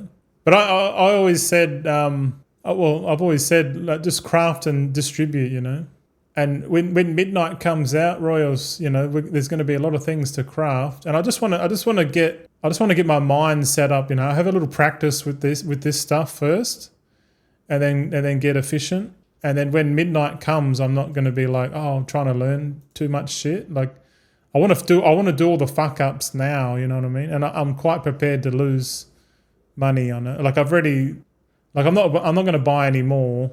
If I do buy any more, it would be the Mantius route where I just go and buy the cheap shit. Yeah. So once you understand warehousing, it will be 2 clicks. Don't get me wrong. I'm still trying to also set it up. So bloody confusing, lol. Oh, that's thanks for the reassurance there, mate. I need it. But yeah. I think I've watched Crazy Bear Gold's VOD on it 10 times, lol. Yeah, man, I need to give that another good rewatch, hey? For sure, man, for sure. But I can imagine we can do this heaps quicker, eh? I already know. I just need to get more confidence in it is all I'm saying. Like once I get a bit more confident in how it works, then I can tick that box. But there's, like you said, there's always, we're all still learning, you know. But 2 clicks, yeah, 2 clicks. So right now, I open up the mailbox, and then it's 2, 3, 4, 5, 6. So 6 clicks to get into, 6 clicks for me, and then it's how many clicks for posting. But it looks like I'm undercutting a few people, which is nice. But it does make sense if I'm going to accumulate like a shitload of decor. It makes total sense to just buy the stuff that actually sells. Like I feel like I bought a lot of junk, and we're going to have to think more better. Like when midnight comes, there's going to be 80 odd new recipes, man. Like I think there's like 80 to 90 new recipes coming, man. So keep going forward, buddy. Enjoy the journey. Yeah. Thanks, bro. Thank you. Thanks for the chat. I found macroing hard. I found macroing scroll wheel for posting worked a bit faster. Not too sure if you play with that. I have, but I found just clicking it's faster for me. It must be the connection type. I've seen people like closer towards like the NA realms. They just post it like hell quick. Also, I realized I'm posting on the medium realms right now. So when I initially started this, I forgot to include like 13 of the lowest pop realms, which is probably where most of the sales are probably going to be. And I'm like, oh shit. Oh, hello, first time chatter. Hello, Impulsive, Evening Goldson. Well, how you doing, Impulsive? I'm just trying to figure shit out, bro. Like as always. We posted stuff just then, didn't we? Yeah. Okay, we can log out. It's like wax on, wax off. Yeah, I like going from the bottom up because you don't have to scroll like ever. You only have to scroll once. Like down, you know how you have to scroll down the names list? Yeah, if you start at the bottom, you don't have to scroll. But if you start at the top and work your way down, you got to scroll forever, man. So if you are doing this, put all your high pop realms at the top and then your low pop realms at the bottom. It's a good little tip there, I reckon. Might be common knowledge to you blokes watching, but I wonder if this warehousing works with like the guild bank. Because if the guild bank works, then the guild bank's going to be way quicker than doing it with the Warband Bank, you know, because then we can distribute to 5 realms at the same time. And I kind of wonder. I think we'll test it. I think we can test it. I did mine in 4 groups of 4, so they don't move around. Oh really? Oh shit. Roy also said it will sell start of midnight, so many more players. Yeah, more players, man. Like right now, it's dead. Like the pre-patch. Who's coming back for pre-patch, man? Pre-patch is like the new event, man. I don't even want to look at it. I don't. Let's just restock these bags real quick, right? So we've got some on the auction house, but I just want to see if we can activate the guild bank. Our guild vault just here. Yeah. Well, you didn't see this. How do we? Can we move to bank? Move to bank. Oh, cool. Look at this for a fuck up, boys. Look at all this speculation here. Millions of gold down the drain. Okay, it does work. Warehousing works in guild banks. Well, that's good. So then what, if we click move to bags, that shouldn't move everything, right? Do we click move to bags or restock bags? That's a lot of jeweler settings. Yeah, I know. I'm not doing this ever again, man. I'm done speculating. Like if anything I want to do is less speculating. Because I know the best method is just to stack and chill and just build the gold up, you know. But at the same time, I'm just curious to how like my thesis works out, because it's all like learning for me. I'm like a dog. I got to get shocked like 1,000 times before I realize something's bad. You know what I mean? All right, so move to bags, deposit reagents, deposit empty bags. Let's go move to bags. If this starts moving everything, man, I'm in trouble. Oh, that's good. this is good that it only moves what you've got set up in your groups. Yeah, that's good, man. Because like the guild banks got how much inventory does the guild bank have? Like there's a high chance I just sell all this shit to the vendor because I'm just a fucking dickhead. But that's all right. But if we open up the calculator, because I'm just thinking for like when we distribute some of these crafting accessories and stuff like that. What is it? It's 7 times. It's what, 7 times 14, and then times that by 7. We got 686. 686. What do you call it? Items. So 686 divided by. Not times. Divided by. We got 83 realms, but it's probably not wise to sell to all 83. Maybe like the top 40 or top 50. But let's just go with. Let's just divide it by 50. What do we get? We got 13. Okay. So we could, craft 13 items before we have to go and distribute. You know what I mean? So we could craft like, I don't know, all the herbalism tools and accessories, probably multiple variations of the tools or something like that. And then craft all of that and then just dump it all into the guild bank. Guild bank no good for tools, etc. Oh, really? Why is that? Why are the tools no good? Oh, because it's got like the names on it and shit. Well, the good thing about that we only got 30 days left of the War Within is, I guess we're midnight now, aren't we? But maybe we go and craft a few tools and just see what the best way is to distribute them. Because I don't know. I've never done it before, but it makes sense to try and do something. Maybe it'd be alright if we did all the tools if all the tools were the same, like they all had like multi-craft or like I can understand if they had if there was like 50 multi-craft tools and then 50 resourcefulness ones, I reckon it'd be a bit hard. But if they were all the same, like all multi-craft, then you just do a round of multi-craft tools, and then the next round you do like resourcefulness or something maybe. It can't distinguish the items from each other and different stats. But you're right, Royals. But what happens if all of them are the same? Like, okay, for etc. All 1 to 5 tools and multi-engineering all sell the same price. Well, that's okay. I don't mind them selling at the same price because they cost the same to make, right? It's just you're just chucking another missive on it, right? Nah. Okay, I must be missing something big then, because I'm not 100% sure. I've never tested it, man. All right, we're halfway. We're still posting. Oh my God, I think I bought too much shit.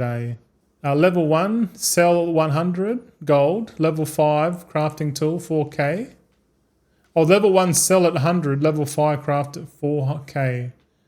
The War Within. So TSM's not smart enough to determine which.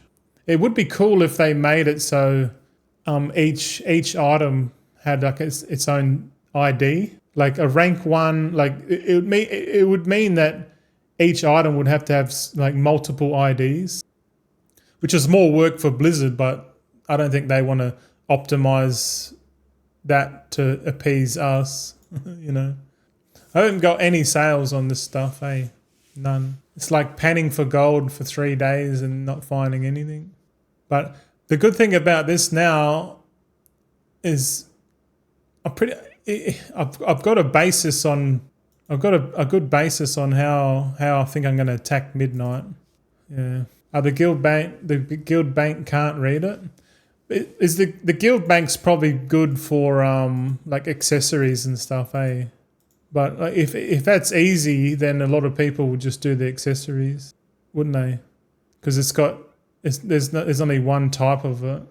But it does seem like the easiest way to make gold in Midnight is just to like gather and sell. Maybe a bit of concentration thrown in there, and that's it, man. Like, I reckon I could not touch any crafted markets, like no enchant, no weapon, no spell thread, no armor kit markets. Like I could probably not touch any of that and still make heaps of gold. True, that's my plan. Just gather. Man, after watching Crazy Bear, like he's just stacking, man. Like he's got the right idea, man. I need to go back to like my roots of just stack and chill. But this is a good little experiment for me. And if I set it up, at least I'll have the option to do this later on in the future. As of right now, it doesn't feel like I'll be doing like this kind of flipping operations. Like it's fun and all, but like I like to just gather and sell because I know the profitability in chance is just like easy gold when you know that your purchase price is like fucking nothing. You know, it gives you a lot of flexibility, you know, with the volatile price. So even if you suck, you can still make a shitload of gold just doing concentration alts and lumber gathering, you know, and then slowly learning all the recipes. Because it's going to be a good little grind there, Royals, to learn all the recipes, you know, because all the recipes take like 150 moxie. And that's going to take a while to accumulate all the recipes. And I kind of like how it's behind Moxie, like if I'm honest. I reckon it's pretty good. Moxie's cool, man. CC, gather. What's CC? Oh, concentration craft, gather, main tools, only, ones I'm doing leveling okay. Main tunes only. Oh, yeah, I thought you said main tools. My bad. Hold on, let me post this.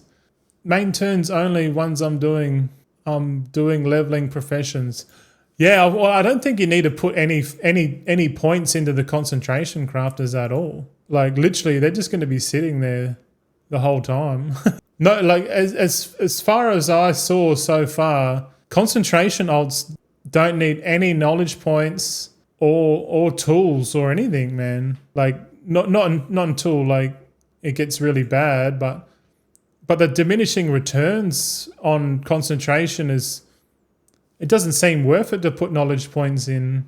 And if it's not worth it, then yeah, you're right, man. Just only level up your main tunes. And yeah, I've got what? How many? I've got four times 5. I've got 20 main characters, 20 tunes.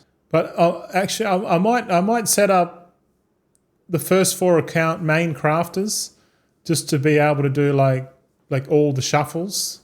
So all the shuffles, craft anything, but mainly I'm just going to make shufflers like prospecting and then inscription, alchemy. That's pretty much it. Nothing crazy. And then the bulk, I reckon the bulk of the gold's just going to come from farming, if I'm honest. Spend more time flipping other peeps' mistakes. Spending time flipping is other people's mistakes.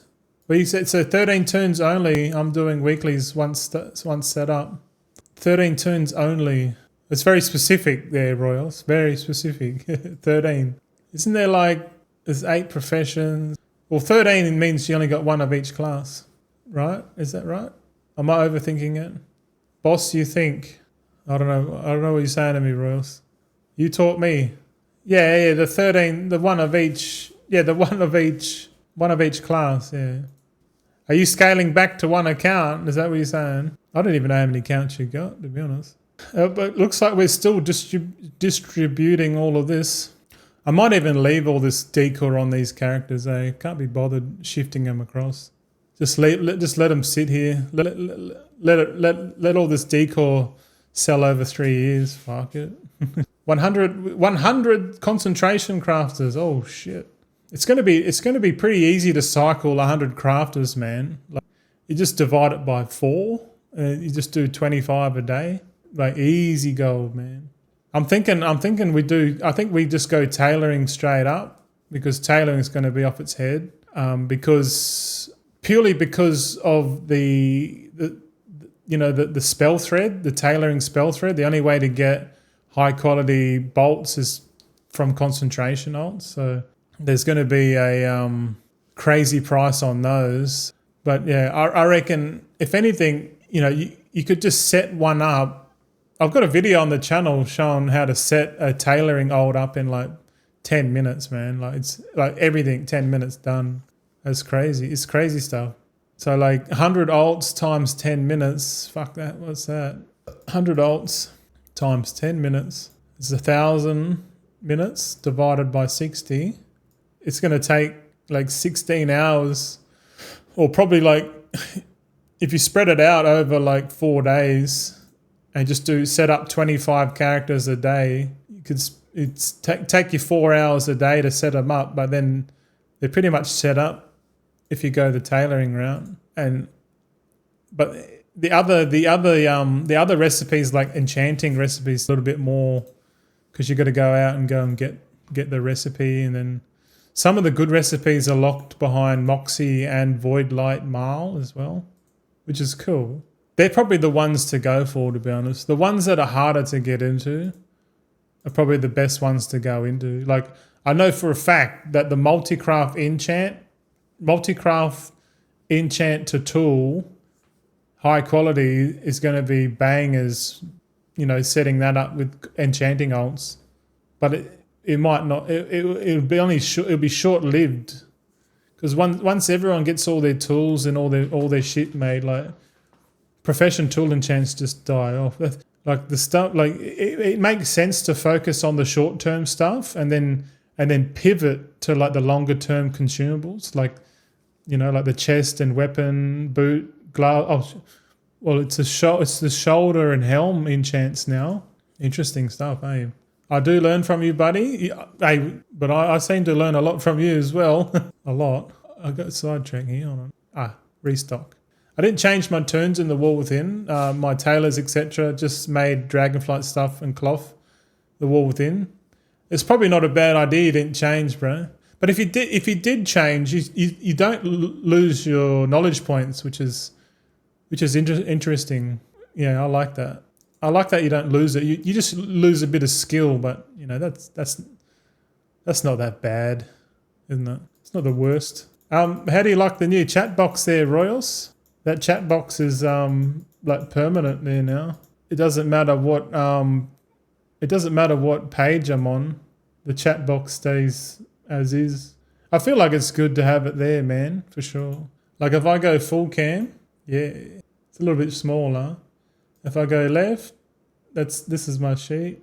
I can have like that. I've got the be right back, and I got ending stream. Technical issues, and I got the start of stream. Yeah, I kind of like it. It was minimal gold, but easy. It was easy sales. Yeah, I'm more for the easy sales, man. Like this, like opening these and not having any sales at all is a little bit disheartening. But I know it's probably more gold, like if you scale it up. But I do prefer the easy money, and the easy money to me is concentration and lumber farming, because lumber farming's off its head. And you can just craft it and just sell it using your distributors, Like I feel like that's the best combo. Concentrate, like have some shufflers there, like prospectors and. Todius is now following. Hey, Todius, man, what's up, brother? Welcome to the alt army, bro. Hopefully you're enjoying your day. World of Warcraft gold making channel here. Well, we're aspiring gold. We make gold on average. On average, keyword. Yeah. We started the I think awesome chatting the legend live, eh? Love your YouTube channel. Oh, thanks, bro. Do you watch just quick feedback question. Do you watch the long form edited videos, the VODs? Do you watch them? Or you don't care too much about them? Let me know. Any answers? It's not a trick question. I watch your VODs. Yeah. I know people watch them. I can see it there. I can see the last one we did. I'll show you. Where is it? This is my YouTube page. The last one we did, which was 2 days ago, got 197 views, 5 comments, and we got 4 likes, 1 dislike. There's one person that just dislikes my videos, I swear. But yeah, I don't think they understand how it works. Like, if you dislike a video, it just means you see less of it on your feed. But I guess when I talk about something over the whole VOD, it might upset someone and they just hit the down button just out of spite. I've noticed that. But yeah, we get each video is getting a couple hundred views, man. It's pretty steady, I reckon. Like there's not one. Yeah, got 1,500 views on the tailoring 10-minute free concentration setup. We need to do setup guides for all of them. Jewel crafting, alchemy. Yeah, I'm gonna work on this. I need to pump a few more of them out, I reckon. Let's go back to the main channel here. Here we go. I'm pretty slow at posting, eh? That's all right, man. Are very good, easy for us oldies to read. Oh, that's good. I'll keep the font as is. The music's probably not the best. That's all right. I wouldn't mind. I should put on some like I prefer old school music, to be honest. Like it's super chill, man. I think for the whole of no, I want to make it so like every day we stream, it's like a different type of music genre. Like I have hip hop and R&B one day, and then next day it's like fucking K-pop and shit. Like just to mix it up. I reckon that'd be hilarious. Because one day we'd be doing something and it'd be like, what's this? What are you doing to me, Goldson? We're still as we're doing this, we're distributing these items from the Warband Bank onto these characters. Because you notice when we started this, the Warband Bank was full. What do we got here? Tech Dicky. Night you cunt. Finally getting into decor, eh? Yeah, man. But probably doing it the wrong way. Definitely doing it the wrong way. It feels like I'm doing it the wrong way. I don't know what I told my auto mod not to like bleep out the swearing words. This is not a safe space, boys. This is not a safe space. That's all right. I'm a bottom feeder, mate. I'll wait my turn. I'm the last one. I'm the last one on the limp biscuit, mate. Yeah. So far, I'm not into that many markets, and I feel like my dollar cost average accumulation method probably isn't well suited for the decor market. If anything, it's for like the markets that like K-Chak does, you know, like the K-Chak strat where he goes and buys like the actual rare shit and then just reposts it. That's pretty much what I'm doing here, but I'm doing it with like decor items. So it's a different approach, I think, but it's something that I observed K-Chak do, and I kind of want to learn all of the strats, like because when decor came out, Crazy Bear was just going crazy, man. Like he just knew what to do, you know, because he knows all the methods he uses, you know, like so when they introduce a new thing, he knows exactly what to do with it, you know. Whereas I'm still trying to learn all the processes, and we've got 27 realms to go. I think, fuck, man, I should check how much. I kind of want the Warband Bank to be empty, man, if I'm honest. There's no wrong way. I made 3 million last week. Can I ask how you made it exactly? Were you farming lumber and selling, or were you flipping decor? Yeah, it seems like there's like three different ways to make money off decor. It's like one method is to farm and sell, and then the other one is to buy cheap and flip high, and the other one is to dollar cost average and then flip at like a 20% margin or whatever. I think that I'm doing the third one at the moment. The next one is to go and just buy just the stuff that's really undervalued for quick sales. Yeah, let me know. Oh, flipping. So you just buy low and sell high, kind of like how Mantius does his. I know Mantius does a little bit of farming, but not too much. But most of his stuff is just buy low, sell high, which kind of makes sense, you know. Like you're just buying someone's frustration. You're just buying someone's frustration, you know, because they don't realize that there's a process to selling, and if they don't have patience, then they end up just washing their hands with the decor market and just sell everything cheap just to get some money out of it, you know, trying to break even, and then they'll never touch it again. Yeah. You need so much product on a market you buy low, sell high. Exactly. You need so much product on the market you buy low, sell high. Well, I don't like.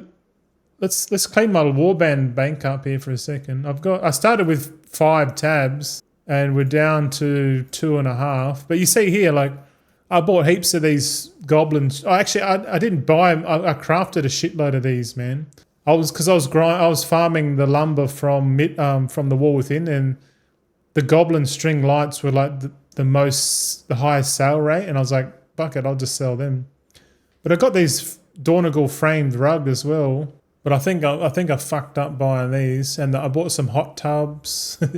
I think it's better just to do what you're doing and Mantia's doing. Just buy the cheap shit and then just flip it. Go and take it to a low pop realm and just post it and just keep buying. I think if we can set it up properly on Saturday, we'll try and do that. We'll try and spend some gold. I don't mind spending gold on stream, but it'd be good to try and figure out how to do the sniping, point blank sniper. Yeah, you're not sacred to spend gold, right?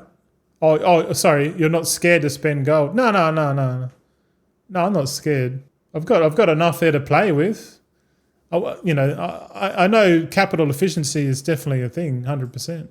I've spent about 7 million just buying this stuff off the auction house now, and to be honest, I'll probably just keep it.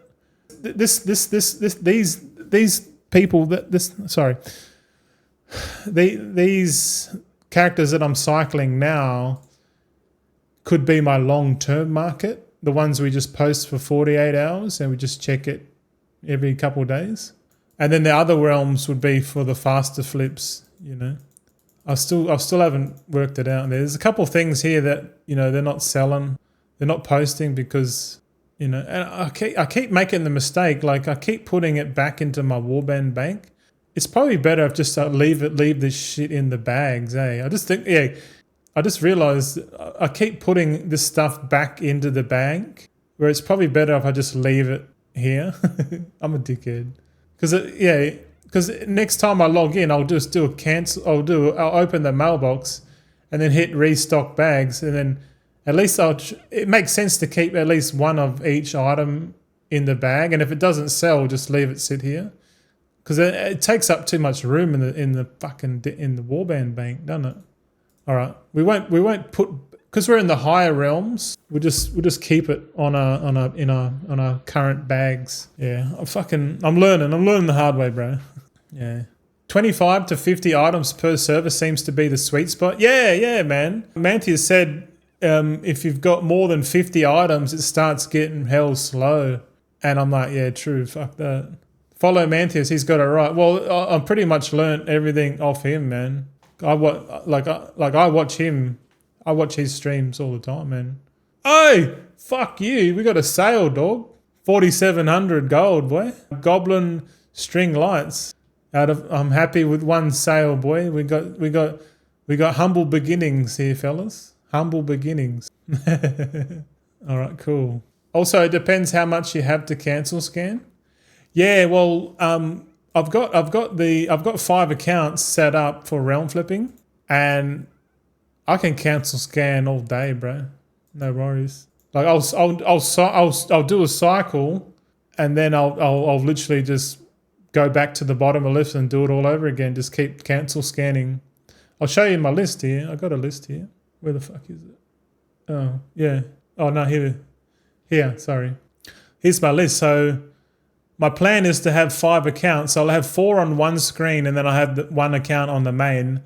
And I'll log into each of them, and I'll open the mail. Same as what Mantius does, but I'm going to do it with 5 characters, because it kind of makes sense to set these up as like a team as well, like a farming team. I've currently got 17 teams. And it'd be pretty cool if we got each of these teams its own hive mind, because all these guys, they're all monks, so they can touch of death insta kill anything. If I put a hive mind on each one, then we can farm like pretty much anything that comes our way. We're going to be on each one of these teams is going to be on separate shards, because they're all on different connected realms. Like, It's gonna be fucking pretty wild, man. you know, but like this is a long-term setup for me. Like it's going to take a while to get 17 hive minds on these characters.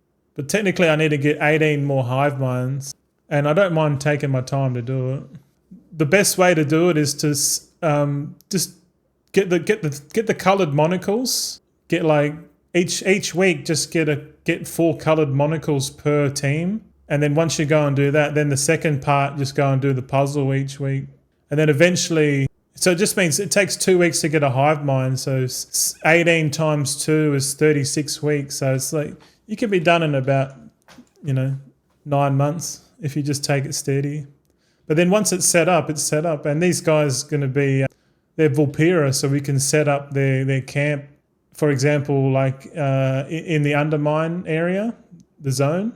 You could just set up there and kill all the rares, and then these guys could be literally in the undermine zone killing the rares for Mechanica, and then we could be buying pets and then selling pets cross realm as well as a good weekly thing. Like logging into one of these groups once a week, man, it's pretty fucking easy.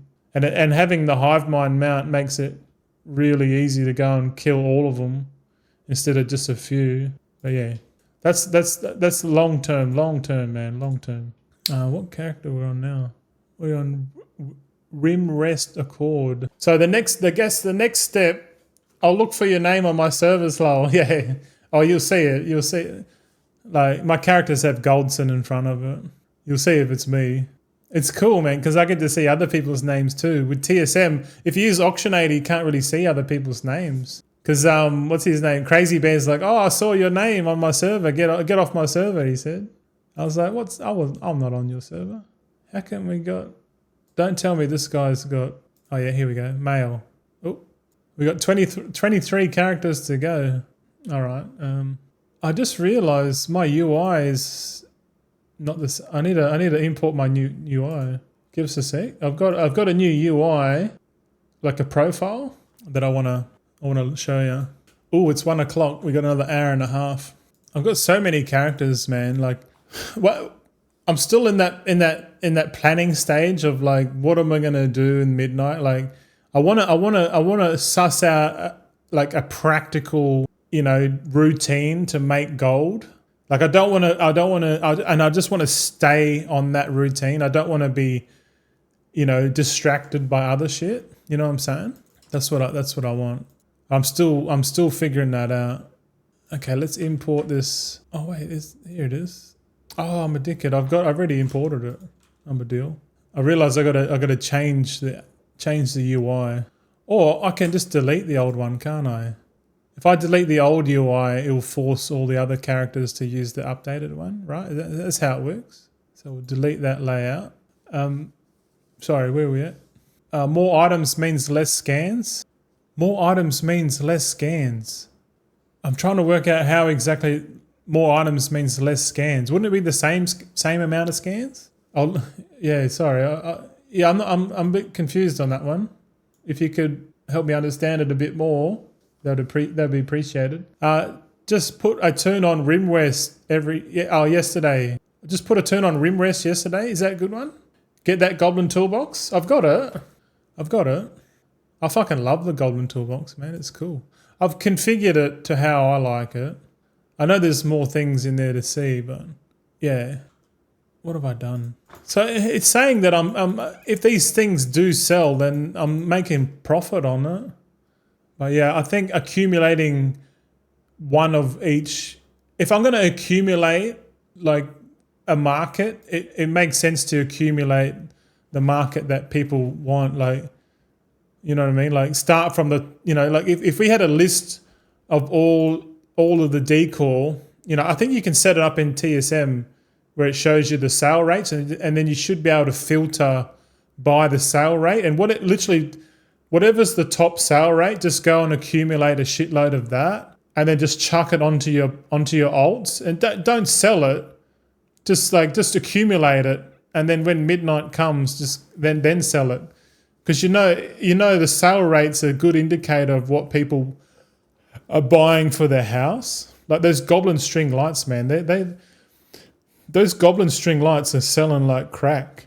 They must be really good for decorating inside the house, you know? And because it's like, I can imagine you put one string from one corner of the map to here, and they've got a few lights on it, like, and it's probably like a cheap decor cost as well. So like, whatever's like a cheap decor cost, but it's got heaps of elements, they tend to be good sellers, I reckon.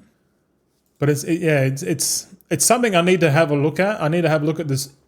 I need to have a look at the complete list, and then do a short list, and then start spending some gold onto that, I reckon. Because then you're really just buying up the stuff that people actually want based on the data. Yeah. I'm new to the gold game. Just broke 3 million. Oh fuck yeah, nice, bro. For the first time ever, feel good. Yeah, bro. I remember getting my first couple million in. I was just like, yeah, boy, let's keep going. On the you got it on the back of Decor. Nice. Are you farming? Or are you farming? Yeah, farming seems to be like the go. Yeah. I guess you'd have to be farming because the capital's a bit low for you to go out and flip, you know, like buy. You sort of need a bit of capital there to go and flip, I reckon. Like yeah. I can't remember what was the favorite zone everyone was farming. We're at 22. Yeah, I think I'm done. I'm done accumulating this wall within Decor. I'm gonna do what I said. I'm gonna go and have a look at all the items that are based on the highest sell rate and just buy them. I know it's gonna take a big chunk of my capital to do it, but I'm willing to bite the bullet, man. I'm willing, because I reckon if any new people come to the game, I'm pretty sure they're going to be lumbering in the midnight zone, you know what I mean? And they're just not going to have the infrastructure. And I can see people farming lumber, then buying the recipe, then crafting it, and then selling it cheap, you know? Like, I can see buying up shitloads of midnight Decor, like when everyone's having a crack at it.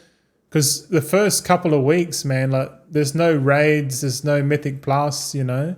Like, what are people doing, man? They're farming shit. You know, it could be a lot. That's why it's good to have a good setup, you know. But this is all talk, you know. I've never experienced it myself, but I can imagine that's what it'd be like. All my characters are Goldson stack. Yeah, these guys are going to be tailors, man, for sure.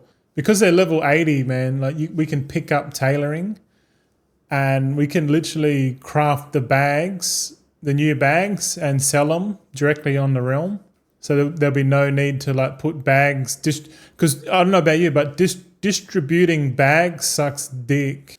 I tried to do that, not the dick sucking, but the bag distribution in the wall within at the start. Oh man, you know. But then again, my dad always said, Bark 7120 is now following. Hey, thanks for the follow there, mate. Bark 7120. Hey. So we restocked, yeah. We still got 2 bank vaults. Oh yeah, might have to go through and just put this. I need to free up the guild bank. I fucked up. So just to iterate on what I'm doing, because there's new viewers and stuff. We did cover it before, but retention is a good teacher, I think. Tech Dicky says I farmed lumber in the beginning. In the beginning, that's where we all start, eh? Yeah, bro. Bark says, not the dick sucking. It was an instant follow. Got me chuckling out loud, lol. Hey, thanks for the follow, bro. Hey, true, yeah, well, I try to keep it like pretty funny around here, you know.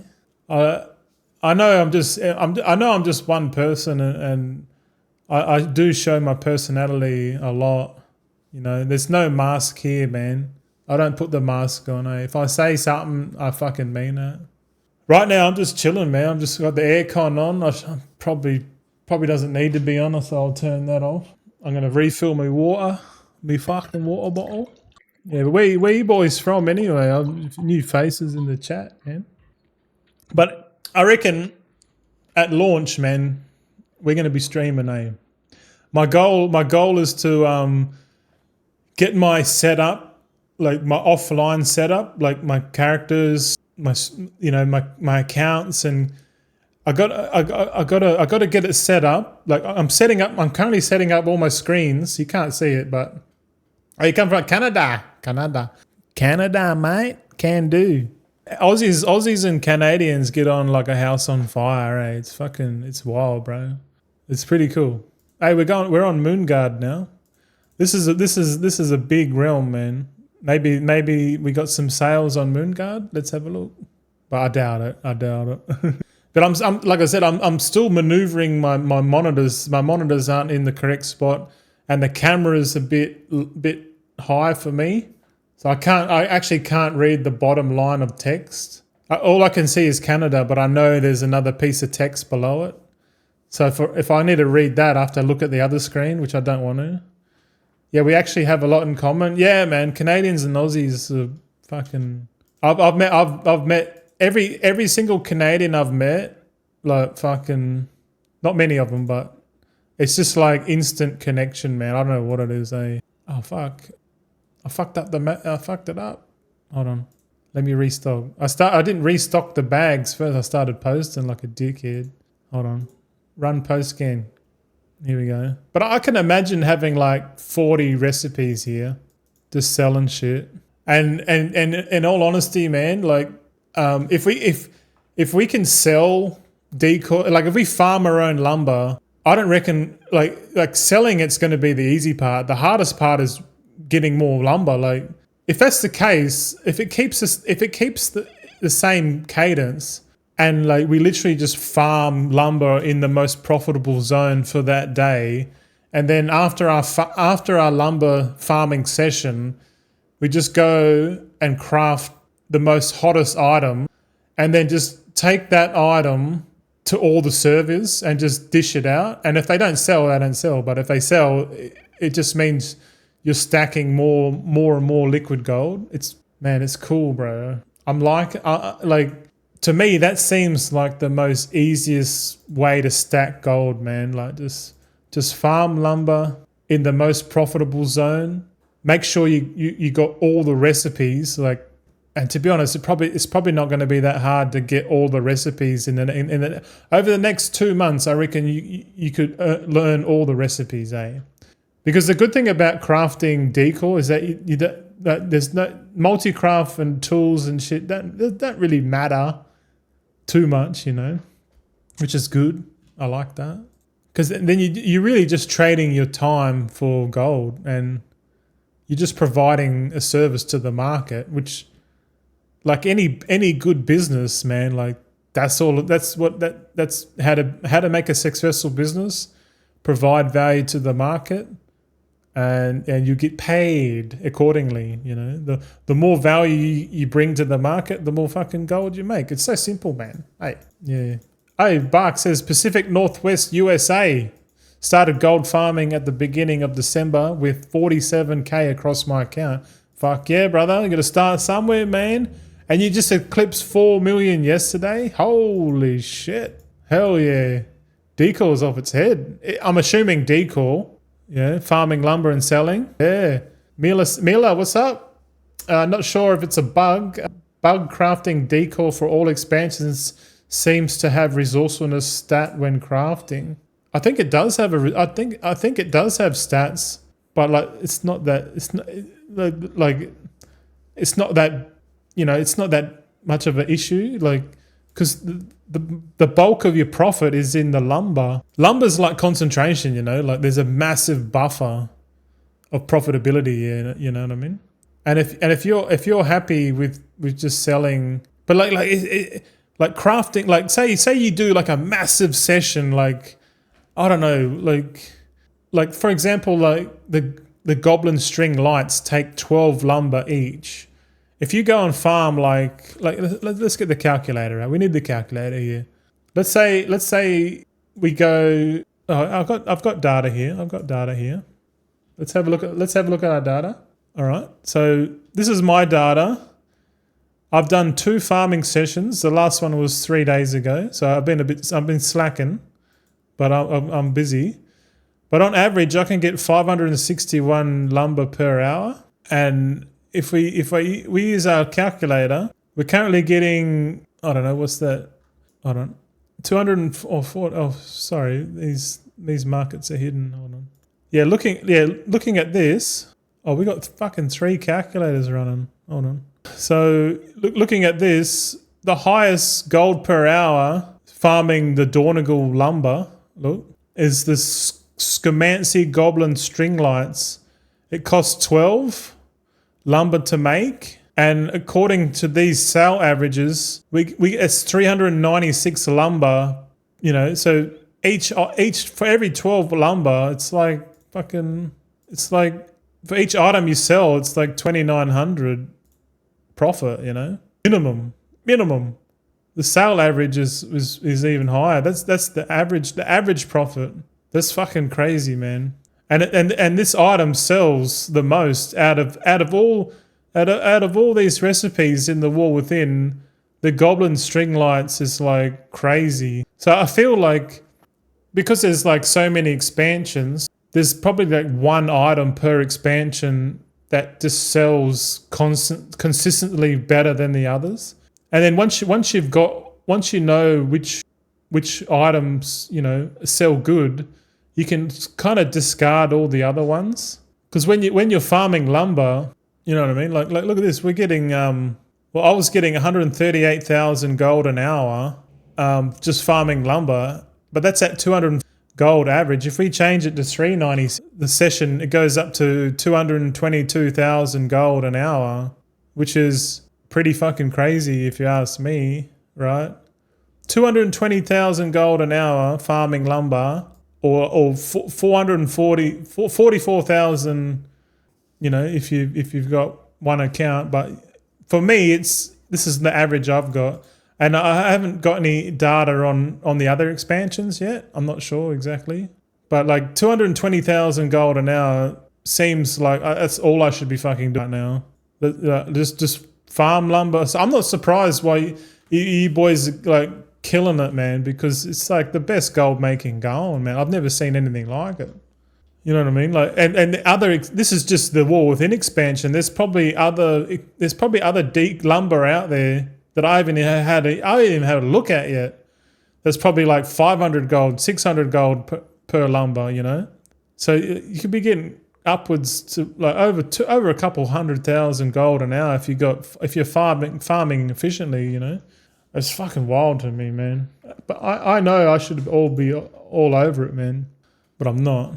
Sorry, I'll gotta scroll up. I missed some chat here.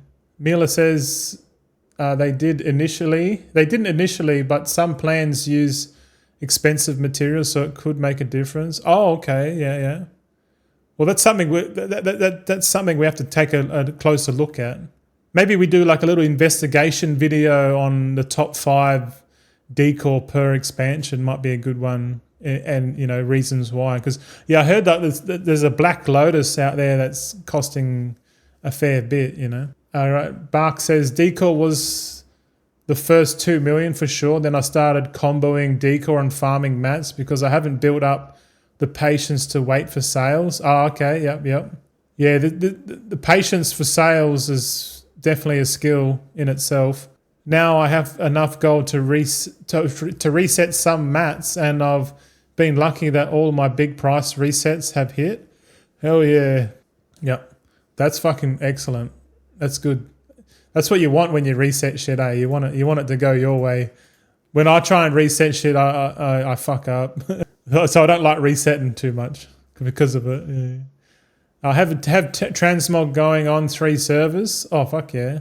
But I think I'm only at 300k from it so far. Or keep going, keep plucking away. Do you have to farm lumber still? Question mark.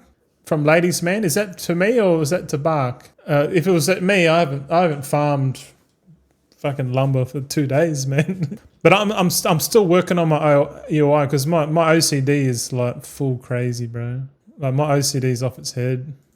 But I know I'm just trying to find the most optimized routine, and when I find it, I'm just gonna just do that until I hit 1 billion gold. Boring, but I know. That's just what you got to do to get ahead in life. You know, you just got to find the most optimal routine and just keep fucking doing it. Nothing crazy. Anyone like, can you buy it? Oh no, you can't buy lumber. You have to go and farm it. That's the beauty of it. You can't just buy it, because then if you could, then someone could just go and buy all the lumber and just craft everything and then make billions of gold. So it's like a really fucking good way of not stopping people doing the cartel fucking mindset thing, you know. This way it's good, man. Everyone can have a crack, you know. If you're willing to trade your time for gold, then you should get paid accordingly, you know. That's how it should be. Imagine a world based on like hard currency. If you work harder, you got ahead more than the next guy. Imagine that. Imagine a world like that. You work harder, you know, you get what you what's the word? There's a saying. There's a saying called "you reap what you sow." You ever heard that one? I think it's true. You reap what you sow. But like in this economy and the way that everything's set up structure-wise, I feel like you can work your guts out, and because the economic paradigm is shifting from fiat to Bitcoin, you're pretty much working for nothing, you know what I mean? You know what I'm saying? Which is not good, because there's no incentive to work hard, so everyone's just sitting at home playing video games, myself included, you know. When I realized in COVID, like 2020, I realized that the monetary system is fucking broken, and the only way to fix it is to have but I just didn't want to continue working my guts out for nothing, because you know, you pay so much in tax already, and then you put any surplus money you got to put into your investments and shit. Because the propaganda is like, oh, if I don't invest, I'm going to have nothing for the future, which is a fallacy, because the monetary system's changing, you know, and during any sort of changing of the financial system, there are winners and losers, and I just didn't want to be a loser, man, to be honest. So now I just chill and I'm just playing the patience game, you know, just waiting for the day when the economics are just better, man. Like right now, it's just not worth my time putting energy into IRL working, you know. So that's probably the biggest reason why I'm online now, because I'm just chilling. I'm just waiting like a vulture, waiting to strike. No, Miller says if lumber was sellable, profit margins would be tiny. Yeah, exactly. I reckon Decor is the best thing that ever happened to this game, and housing. Housing is definitely the best thing that's ever been introduced to the game. And the beautiful byproduct of housing is Decor farming for gold, because we're really providing the market. Because imagine, just think about it, like the current system in World of Warcraft, where if you work hard, you get paid. What if that was like in real life, but like the money you earned wasn't getting hyperinflated into nothing?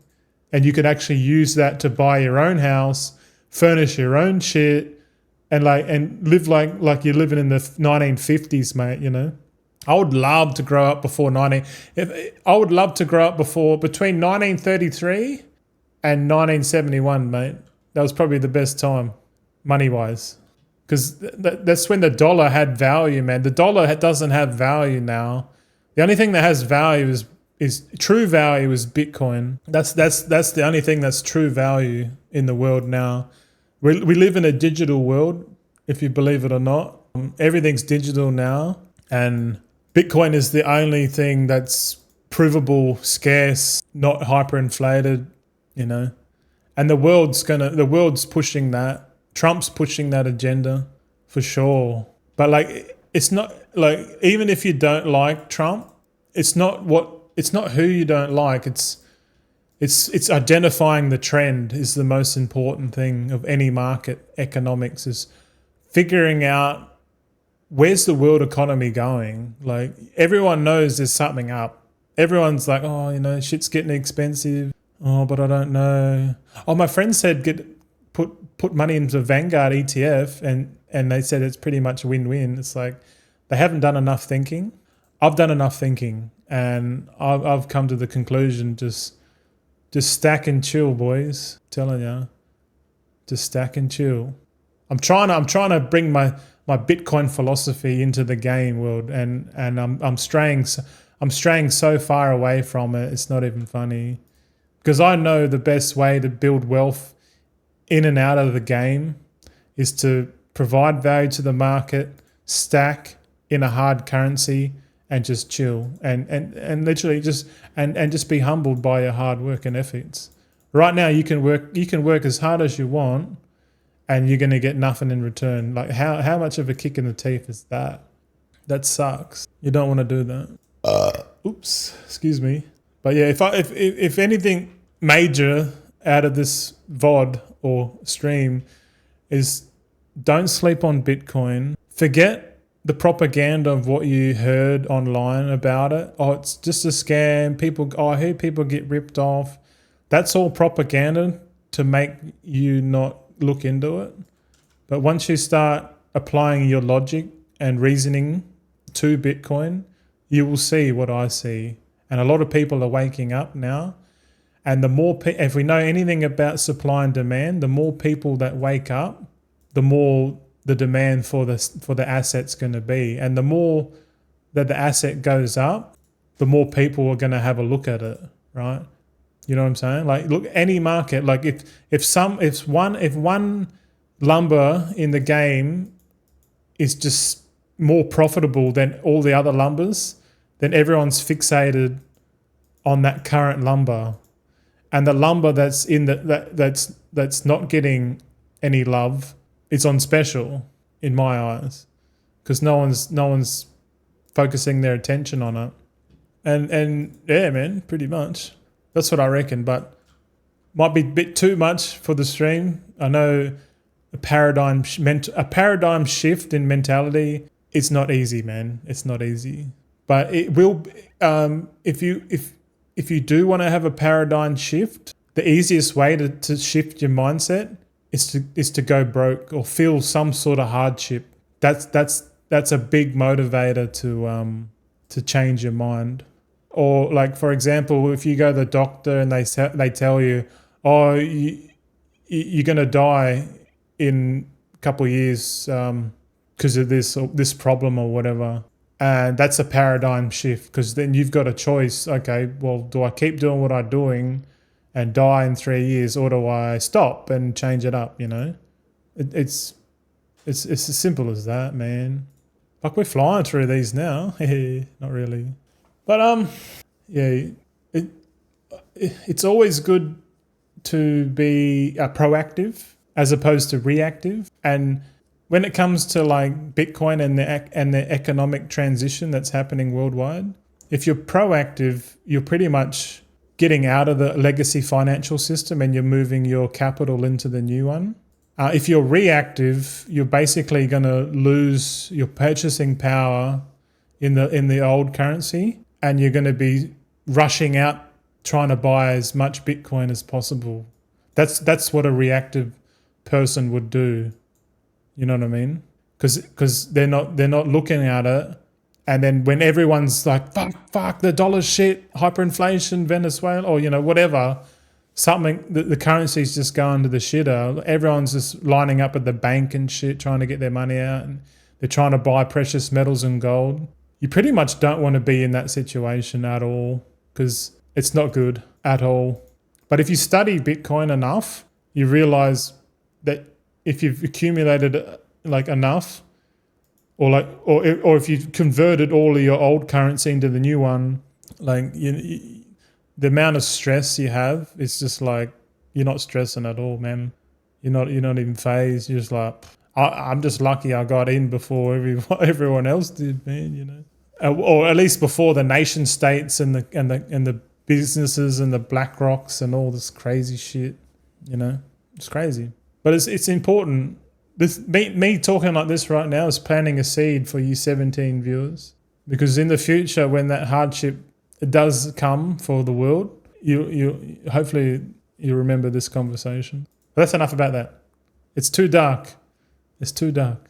So looking at the Warband Bank here, we still got heaps of stuff in here. I'll probably do another cycle. We'll probably go back to those other realms and just chuck the stuff on there. It would be nice if I did this every day, or a couple of times a day at least. But I don't know, man. It feels like like the easiest way to make gold is just to click the buttons. Like farming lumber is a bit more active, you know what I mean? Like lumber farming is active. Like you got to be like looking for it. This one here, I'm literally talking to you guys and just clicking buttons, and apparently that's how you make gold, by flipping. But obviously you got to know what the right things to buy and sell. You know, what I'm doing now is fucking stupid. I know this. Or is it stupid? I don't know. That's why it's an experiment for me. It seems pretty easy. Like the operation is just press a button, grab the items, cancel it, repost it. That's it. I've noticed that as we're getting to these higher realms, there's a lot of decor that's just below the minimum price, meaning there's probably some sales on here. So let's just go browse and let's do a shopping scan. This is not going to be a comprehensive big scan, but there's probably a few things here that are cheap. There's 86, but I don't know, man. Like I don't know, 80% for the Freywood table. 80% of what? Because the regional sale average says 7,100. So I think my actually it's based on my shopping string, isn't it? Hold on. Let's go and have a look at our shopping string real quick. Shopping operations. My shopping operation is, yeah, this one's a bit. DB region sale rate 0.05. I don't know. This is the AI gave me this fucking string here. So I don't know if it's correct, but I'm trying to understand what it means. It says IFGTE. I don't know if this is if something. Maybe we just copy that and we'll ask Google, eh? All right. So I need help deciphering this TSM shopping string. This string uses IFGT function, which stands for. So this is a function that stands for if greater than or equal to. Oh yeah. I know that one. If greater than or equal to, the function takes 4 parameters into the format A, B, C, or D. So A is the DB region sale rate. The item sale rate averaged across all auction houses in your. So if it's greater than or equal to 0.05, the threshold value for the same rate comparison 5%. Okay, it says, so if you're seeing an item, okay, if we go back to the main page, see how we did that little scan and it said that this item's at 86%. I asked, it says to determine if that 86% price is actually worth buying, you need to check these 3 health indicators in the items tooltip. Okay. Check the region sale rate. So the sale rate is 0.08, so it's not really a high sale rate in comparison to the other ones. A high sale rate is is more than 10%. A low sale rate is from 1 to 3. Typically 1 to 3% sale rate is typically for transmog or rare gear. Buying at 89% is risky and likely not worth it. You might hold the item for months and lose your profit to be repeated. Listing fees. Oh, okay. Oh, true. Yeah, listing fees is something I never thought about. If it's a high, like more than 10% sale rate, like materials or popular consumables, buying at 89% is low risk because you can resell it quickly, though the profit margin is slim, around 6% after the 5% auction house cut. Okay. So what I should say is like how do I create a TSM shopping string that helps me identify better deals? Question mark. I'm just talking with Google. Let's see. Google seems to be the better one about TSM. To identify better deals, create a TSM shopping string that filters for items with both a low market price percentage, indicating a potential deal, and then a high region sale rate, indicating it will sell quickly. For example, this is the string that it's telling us. This string will alert you to items that are listed below 50% of the normal market value, only if the item sells frequently. Region sale rate is 10% or higher. Okay. So this one here says if greater than or equal to the DB region sale rate plus 10% and 50% of DB market. What's DB market? And then 0. Okay, let's try this one. Because we're on a high realm, but like my shopping list is kind of busted. But we can test it by looking at. We need to get like an overall decor group for like everything for this to actually work, I reckon. So let's go to operations. We'll go to shopping. Let's edit our little decor by. We'll change the name from the 24th of January to the 28th. I kind of like putting the date on here so I can see the last time I updated it. Okay, let's enter. So if we go back to here, like we go auctioning instead. Let's go run. Oh no, that's auctioning, you dickhead. Run shopping scan. Here we go. Nothing. No, there's no sales. But how do we search everything? Can we just search the base group? No, it doesn't work.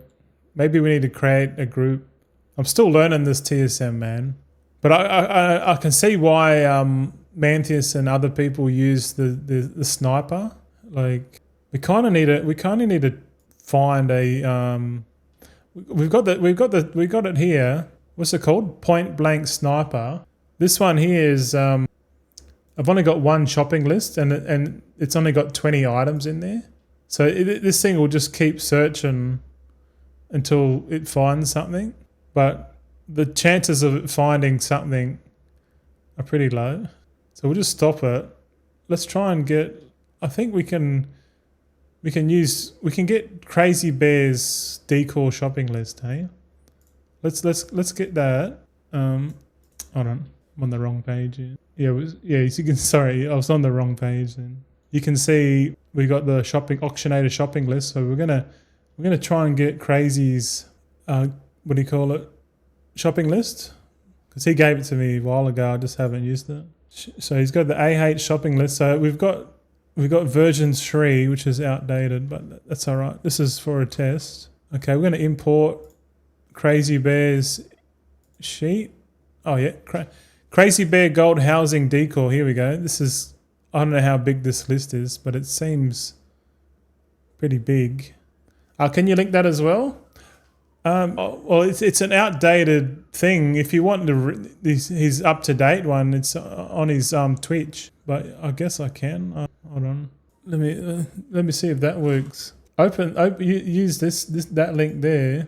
That should just bring you into that. But like, if you want the proper one, man, it's like go to Crazy Bear's thing. I should find a proper updated link for you, but I'll ask him how to find it. But this sheet's old, man. But I just want to use it for a test. So this thing's actually like, he's got all the decor in the shopping list. So because we've got the shopping list, we can go into sniping. And I think if we type in like 25% and then just hit the button, we'll see what happens. Yeah, I've never. My experience with point blank sniper is very, very limited. Oh yeah, we got to change the recipe. Sorry, the shopping list up here. Yep. Okay, let's do it with Crazy Bear's thing. So, from what I gathered, you select your price source, which is a DB region sale average, and then you put in your percentage. So, I've put 25%, or it's 25% of the DB region sale average. So, it's just scanning that shopping list specifically. Oh, sorry, Mila, you said you wish lumber farming was an actual profession with some form of progression. Yeah, maybe they thought about it and then they just canned it maybe. But yeah, it would be cool if it had something like you could get like different skills and stuff. But this is at 25% and nothing's showing up. Nothing at all. So I don't know if it just takes too long or a percent's too high. If we change this to 5%, what will happen? Will more things pop up? I don't know.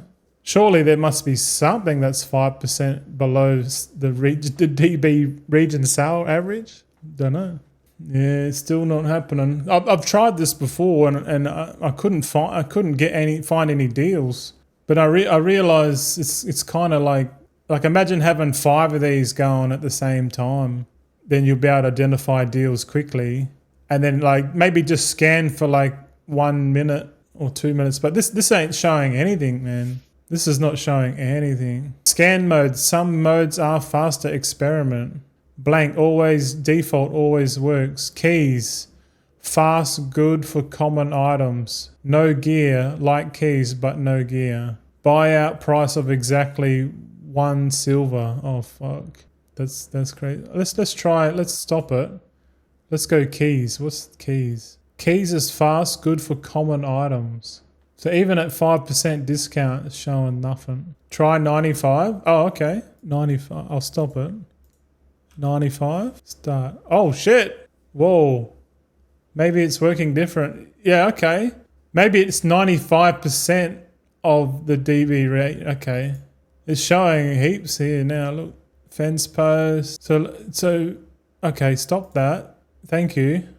Oh, you can filter by item class here as well. Look. Profession equipment. Housing. There's a housing section here. Look. Housing. Let's go with like 80% or 70%.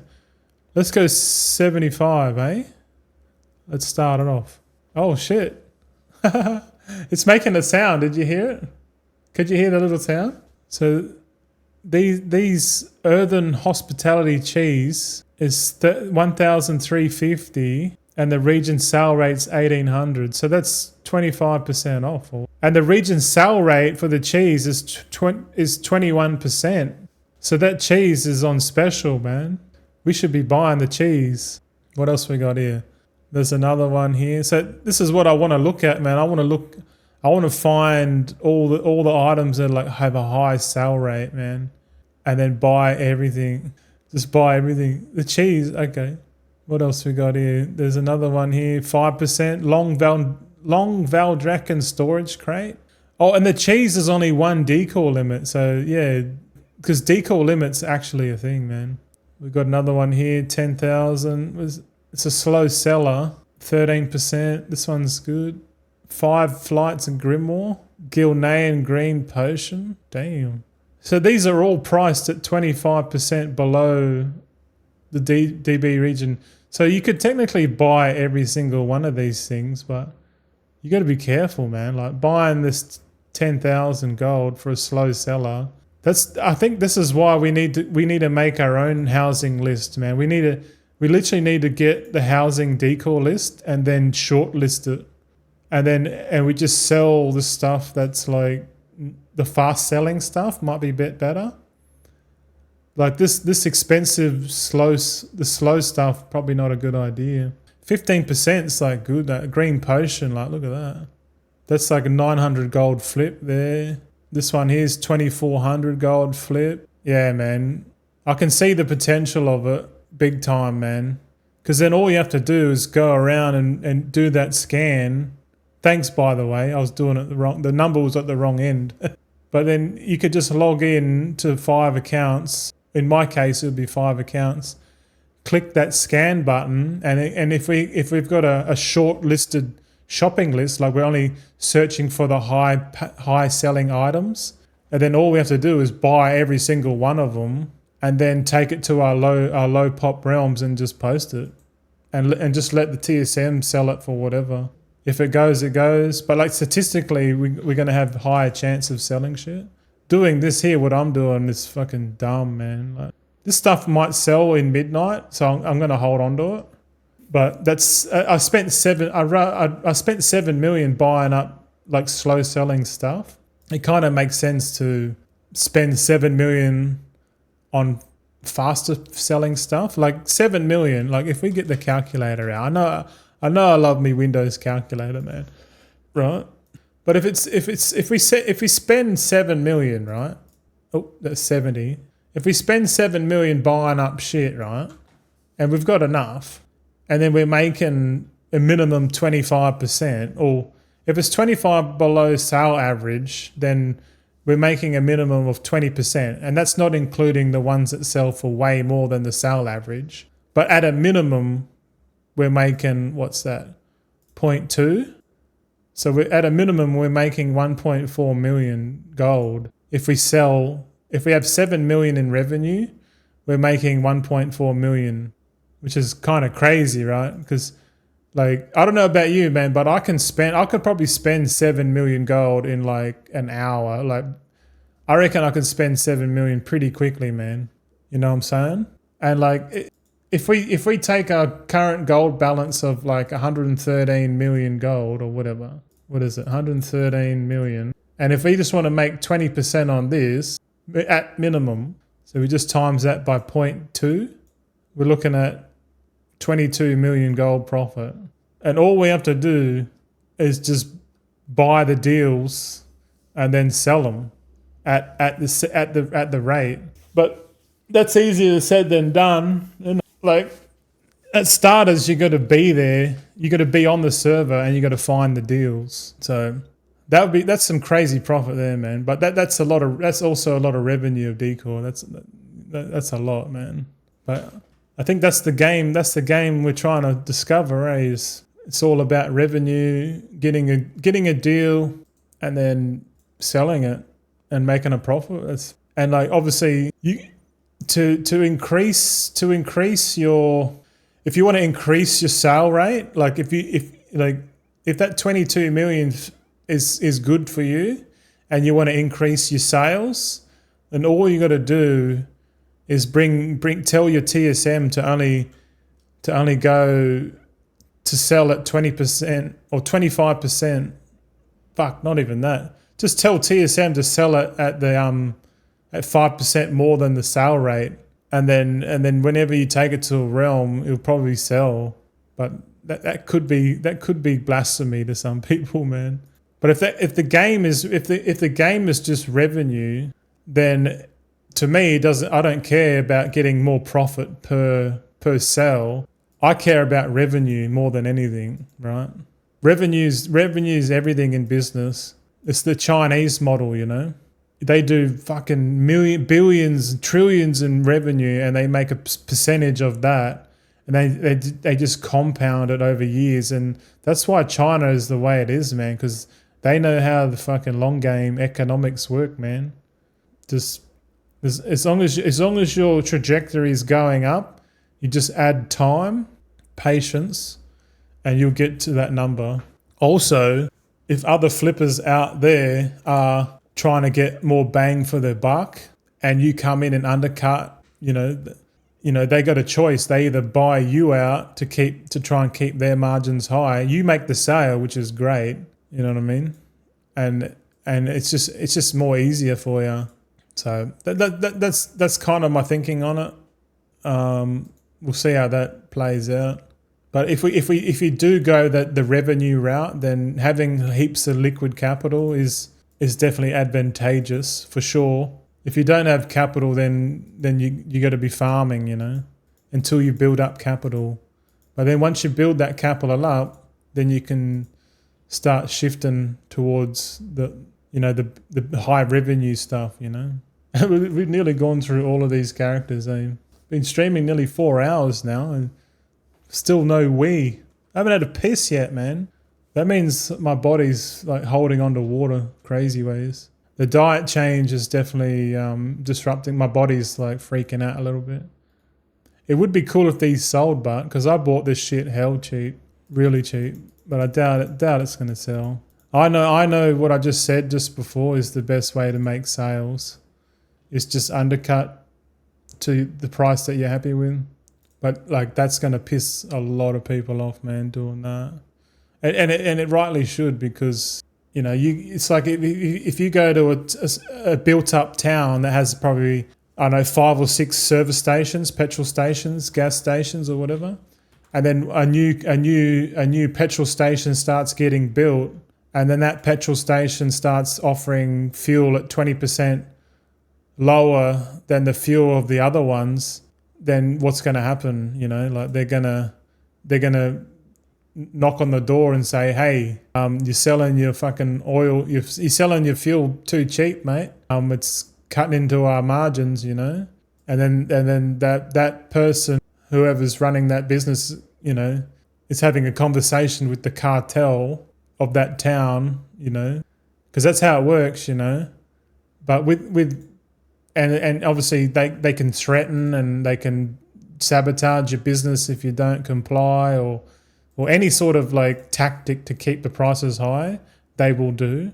But online, if you know, on this game, you can just post it whatever you want. It's the free market, man. And I just know for a fact that revenue is always going to be king.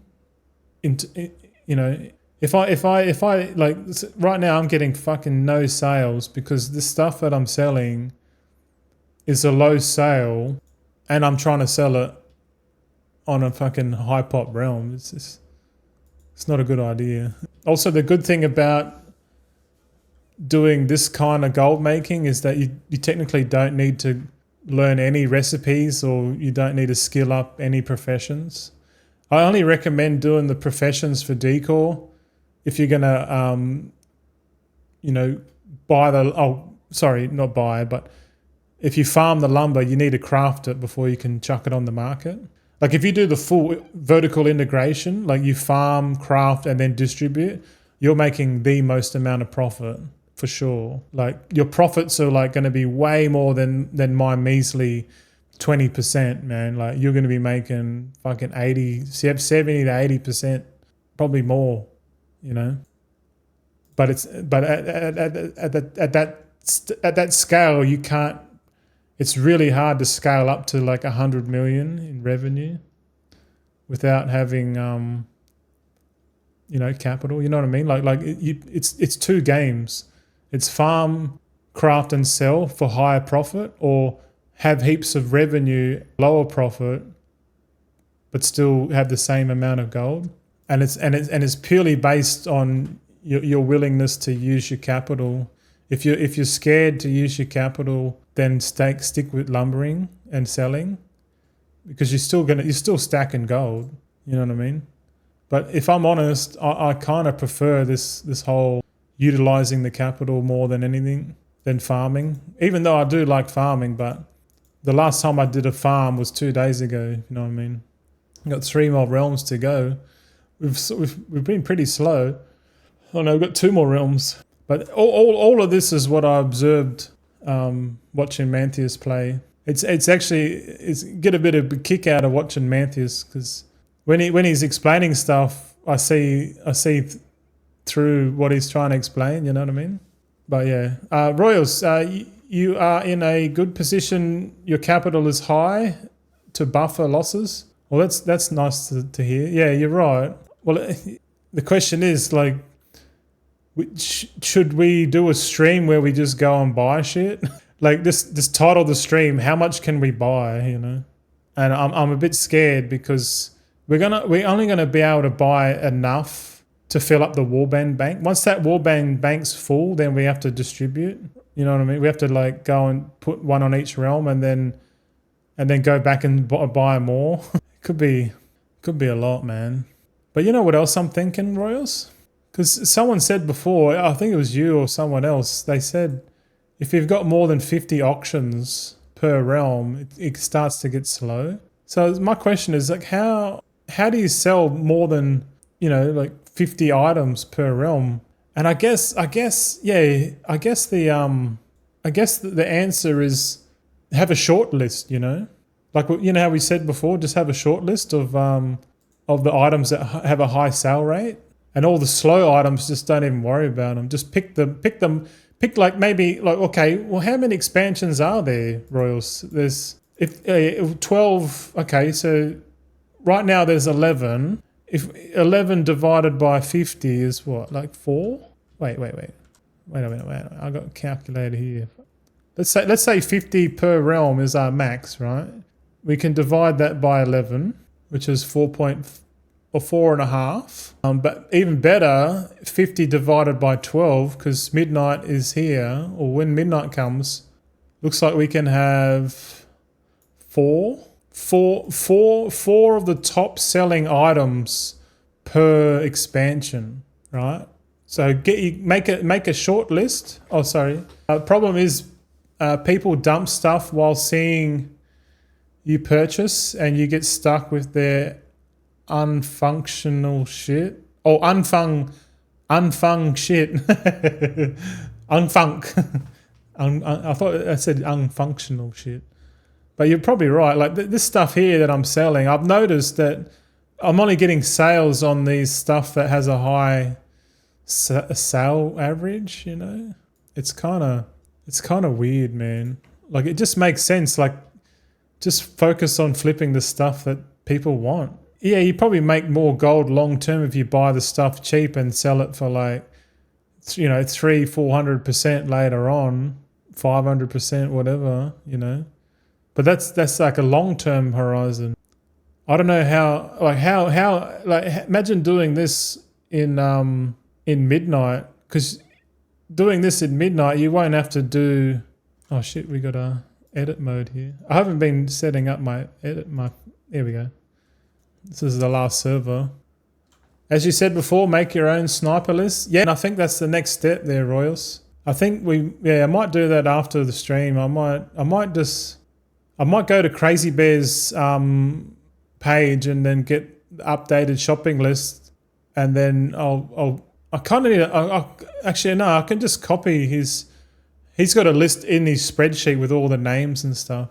But to be honest, I don't mind going through it manually. I don't mind going through the process because I like to look at the items as well. Like I want to look at them. Like we can go purely by the numbers, which is cool. But I want to look at each market individually and just have a look at the item. Look at how many. I want to see if it's visually appealing. How much the sale rate is. How much lumber it uses, and then also the amount of decor it uses. Like is it like a 1 cost, 3 cost, 5 cost? Because I think that if it's only got one, if it's like an actual decoration and not like an element, I feel like the stuff that has like small decoration limit size does sell, is the better sellers maybe. And I feel like all the people farming lumber, that's what they're crafting. Well, to be honest, that's what I'm crafting. Like I've only crafted the goblin string lights. That's all I've done. That's all I've made. Did we already post our sales? Oh no, we didn't. But yeah, it's a pretty good exercise for me. You got to remember, Crazy Bear will work with low margins. I don't know. I haven't gone that deep into his margins because he's literally selling. Well, yeah, I guess if he's doing low margins, that's good because he knows that sells quicker. Because I think the goal for Crazy is just how to convert lumber into gold, and the quickest way is to have lower margin. I'm with you there. Yeah.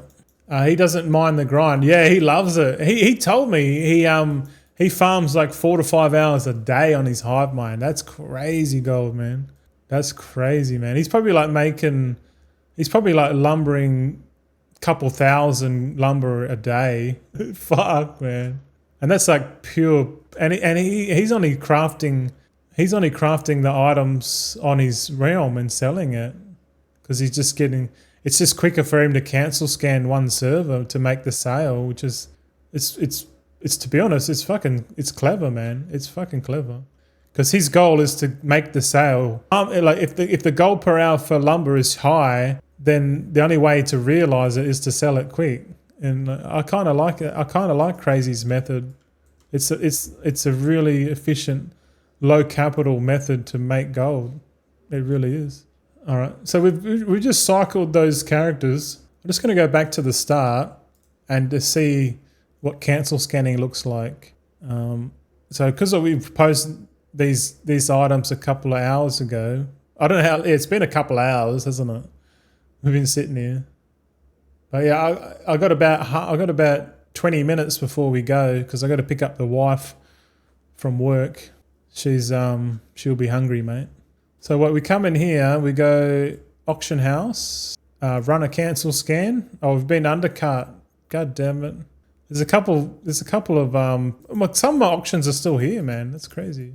All right, so we'll cancel those ones. I wonder if TSM knows if I've got them in my mailbox. Hold on. Let's go restock bags and see what happens. I wonder if it's going to double up. Okay, then open. Will it double? Is it smart? Oh, it is smart. Hey, it's. I think we saved ourselves 2 clicks there, mate. We don't have to open the mailbox. We only have to open the mailbox once. Yeah. Okay, and then back in here, run post scan. Here we go. And anything that doesn't sell, I'll just leave it. Okay, now we've got these items. So we're currently selling, what's that, 5 items, 6, 7, 8. We're currently selling 13 items. So if we use our logic, we can probably 3.5x this amount and get closer towards 50. But then posting, this amount, 50 at one time, that's when the multiple accounts make sense. Yeah. So I'll just log out. And then we'll go back. We'll just go back up the list. I feel like this is the routine. Like we just cycle. We go from the bottom to the top. In my case, it'd only be 17 times because we've got 17 teams. And then once we get to the top, we just go back down the bottom and just start doing cancel, scan, restocks. And then maybe towards the end, like where the high pop realms are, because you see here on the Goblin Toolbox, I've written. You probably can't see it, but I've written here like low pop, so there's a high chance we don't find any deals. But just out of curiosity, we'll use that little sniper and just have a look, eh? So we'll run a cancel scan. Oh, look at you bastards out there undercutting! How dare you! So we'll cancel this. Surprised we haven't been fully undercut. Oh yeah, so we don't need to open. We just open the Warband Bank and we restock. But this is kind of fun. I've never done this kind of gold making before. I've always just done the concentration and active crafting shuffles. So I'm kind of digging it, Royals. I'm kind of digging it, mate. Anything new is good. Broaden the horizons. As Techie said before, you're finally getting in here. Uh-oh, fuck, we fucked it up. We got to post again. Hold on. Here we go. Well, yeah, let's open. Let's see if we can do a scan, eh? Let's go to auctionator, sniper. Here we go. We're looking for 75% below median the sale rate. Doesn't look like it. Fun times ahead? Indeed, my friend. I think so. It looks like we made some gold here. It looks like we made 28,000 gold, boys. Yeah, we did. I just noticed we got 178,000, and normally I only have 150. But looking at this, there's nothing here. There's nothing popping up. So do we change it to 80%? Let's change it to 80% and see what happens. But to be honest, 80%. I don't mind buying 80% below sale rate average. That's fine, because then that's 20% there. And then if anything above the sale rate, it's a bit of a bonus, But I think 75% is a good number, because you got to factor in the 5% auction house fee plus your 20%. But realistically, items probably sell a little bit higher than the sale rate. You know what I mean? But we'll leave it at 75 because, yeah, I'm happy with 20%. Okay, I'm just going to cycle a couple more alts just to empty out this bank. I want to get my decor bank, my Warband Bank empty for new arrivals. I still got to set up all of my UIs. I got to prioritize setting up the UIs for all my characters and my what do you call it? The monitors on my desk. Like my camera. See where my hand is? That's kind of where the camera is, like that level there. So I need to bring the camera down, because like this whole section of the camera is like void because I'm sitting down. But if we stand up, like, hello, we're going. Where are you going? Come back here. I said come back. It's probably not a bad idea to stand up. I've been sitting down for a couple of hours. But this is me standing up, and it feels like I'm a bit higher. I can actually see the full teleprompter now, but it just means I'm slouching in my chair, because it should be the same, right?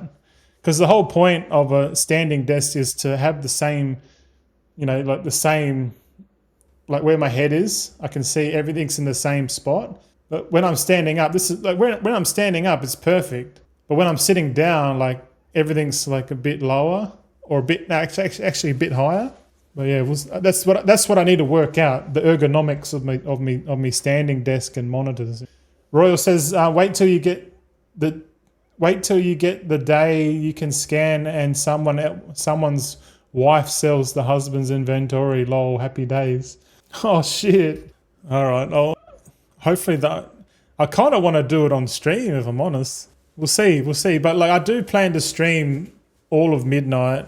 You know, because the journey is where it's at for me. You know. But today's video is going to be saved VOD because I feel like oh shit, where's TSM? Hold on. Cancel scan, god damn it. But I fully understand what Crazy Bear's doing because he can go out and he can do a bit of both. And I wonder if he likes doing the flipping or he did. But if I know Crazy Bear, when I first watched him, he was doing like crafting stuff in the guild bank and then distributing it, and he was getting like high profit margins on his sales. And I think Crazy Bear loves the higher profit percentage per item he sells more than anything. I feel because there, so I totally get why he's there. Oh shit! Do we need to restock? Fuck! I stuffed up again. I should cancel scan and then restock, then open my cancel scan, restock. And then open the mail, open everything, and then auction. Okay, I gotta get it. I gotta get used to the flow. Yeah. Also likes to rest the market on Decor or reset the market on Decor. Oh, how does he do that? Does he like? Oh yeah, because he's on the one server, he can like buy up all the cheap shit and then set it for a higher price. And because he's constantly cancel scanning on his server, then when someone wants something, he's the one there, you know, he's the one first in line. Yeah, all right. I think I get it. Yeah. I like Crazy's play style. Yeah. He will look too cheap. Yeah. Oh shit, someone ringing me? No, the only people ring me is scammers, bro. Fuck them. I still haven't had a shower, man. No, this week's going to be pretty hectic for me. I probably won't do any video guides. I kind of want to get everything set up so I'm happy, and then I'll start doing the video guides for you fellas, eh? Because setting up concentration alts is definitely going to be a thing that I'm going to do. Because I want to log in and press the button and just get shitloads of gold. I love doing that shit. Concentration is so good, man, because it's just like you just log in, hit the button, you know, funnel it into the auction house, and off you go. I fucked up again, Royals. Look, it looks like my Warband Bank is getting empty, man. What do you reckon? It's getting empty. Look at this. This is good. That means we've distributed everything, and then we can move on to phase 2. Ding ding ding. Yeah, baby. No. To be honest, gold making and at the end of the War Within was getting me a little bit depressed because like the concentration profitability was getting really low, and like I speculated a lot buying stuff, and like I feel like I'm not going to do that anymore. Like I'm still going to do concentration, but I'm not going to be doing the speculation anymore. I feel like the only thing that makes sense to me is to not speculate and just flip items, like more, obviously do more than Decor, and just focus on revenue, man, and just do that. Trade my time like that all day until we reach 1 billion gold, and then once we get 1 billion gold, then we just fuck around, I guess. We don't know what we do then. I plan once I get to 1 billion gold, I'll start transitioning the channel to being a travel vlogger. That's our long-term goal, because it'd be like it's like taking the World of Warcraft audience, you know, on the road, you know, and we just apply the same logic to the IRL game world and shit, which I reckon there's a severe lack of content on the market for that. Like most of the content on YouTube now is like, oh, look at us, we went to this place and we ate this food. Here's some pictures of some nice looking food full of sugar, and oh, we went here and then we went there, and it's, you know, it's not like my kind of vlogging. My kind of travel vlogging's like, yo, this is cool, but let's dive deep into why it's cool, you know, like, and try and find value, like a lot of those travel vloggers, they go to the hot spots, the touristas, you know, where they know they're getting ripped off, but because all the content creators go there, or it's like a Michelin 5-star restaurant, you must go there, and it's like, fuck that. You know what I mean? My vlogging is going to be like, okay, so this on one side of the road there's a business selling pizzas. This is how much it costs, and on the other side there's a smaller vendor here with cheaper running costs doing the exact same thing. But because the big company has more marketing and flashy signs and gimmicks, most people go there, and they tend to overlook the poor hard-working man over here cooking pizzas, for example. You know what I mean? And then we'll do some mathematics on it. Like we'll go into the expensive restaurant and we'll buy whatever, and we'll say, oh, this is how much it all costs, and then we'll try and replicate that, and then we'll compare it. And then the video will be a travel vlog, but you'll get more out of it. It'll be like, bro, people are seeing more convenience than trying to find value, I think. I don't know. What do you reckon? Do you reckon that's crazy? But that's something that I would like to do in the future. Not now. We got heaps of time in World of Warcraft. I've estimated we've got at least till the end of the last Titan. And if there's even good stuff happening after the last Titan, or they just go to the free-to-play model and they just start working on another IP because the code can't keep up with the AI optimization of the MMOs coming out now. I don't know. We'll see. What's that old saying? If it's in your bank, people can't buy it. Well, true. That seems like a new old saying. I feel like they say it all the time. But I can see myself clicking this button, man. Because I'm also thinking, like, if I do have the Uber app running, I can be just clicking this button, and then if I get a ride, I'll just go and do it. And then come back and then just resume my clicking, you know. That's it. Then that way I can still make money IRL, and I can still build towards my goal of 100 billion or 1 billion gold.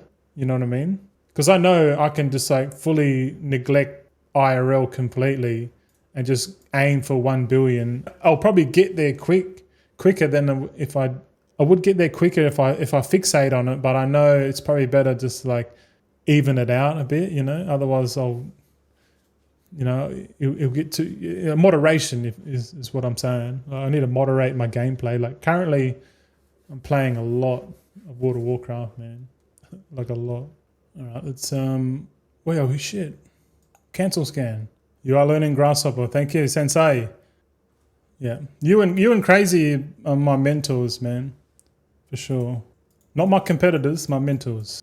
I think my competitors are like K-Chak and Mantheus, if you want to go that route. But I'm pretty fixated. Like I know what I want to achieve, but like I'm no enemy to no one really. But like Crazy Bear says, it's good to have a bit of healthy competition for sure. For sure. But yeah, whatever keeps you going, that's what you do. I'm nearly out of water, bro. Look, I'm fucking out of water. These load times are a bit slow, if I'm honest. So cancel scan and then restock.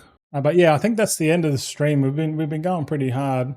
Thanks for all attending. Hopefully you learned a bit. Hopefully you've learnt with me on this stream. But we're gonna raid Arcane Tinky. Pleasure Tinky. She's got the Ace Ventura emote. We're gonna go and say hello to her and see how she's going. I gotta go pick up the wife, man. She needs me to pick her up again. Yeah, nah, she's good. All right, boys. I'll see you on Saturday, or whenever next. Thanks, Royals. Thanks everyone. We'll see you later. Catch you later. Hey, thanks for watching. I hope you picked up some handy gold tips in the video. If you want more like updates on the journey, progress, check out my X page. Also, if you want to watch me live stream over on twitch.tv/Goldson_TV, you know, for some live gold making sessions, farming runs, auction house flips, or you just want to ask me a few questions. If you did enjoy the video, smash the like button, subscribe if you haven't already, and share the video with your mates also chasing virtual wealth. Thanks heaps. Stay focused, stay consistent, and let's keep stacking gold together. Goldson out.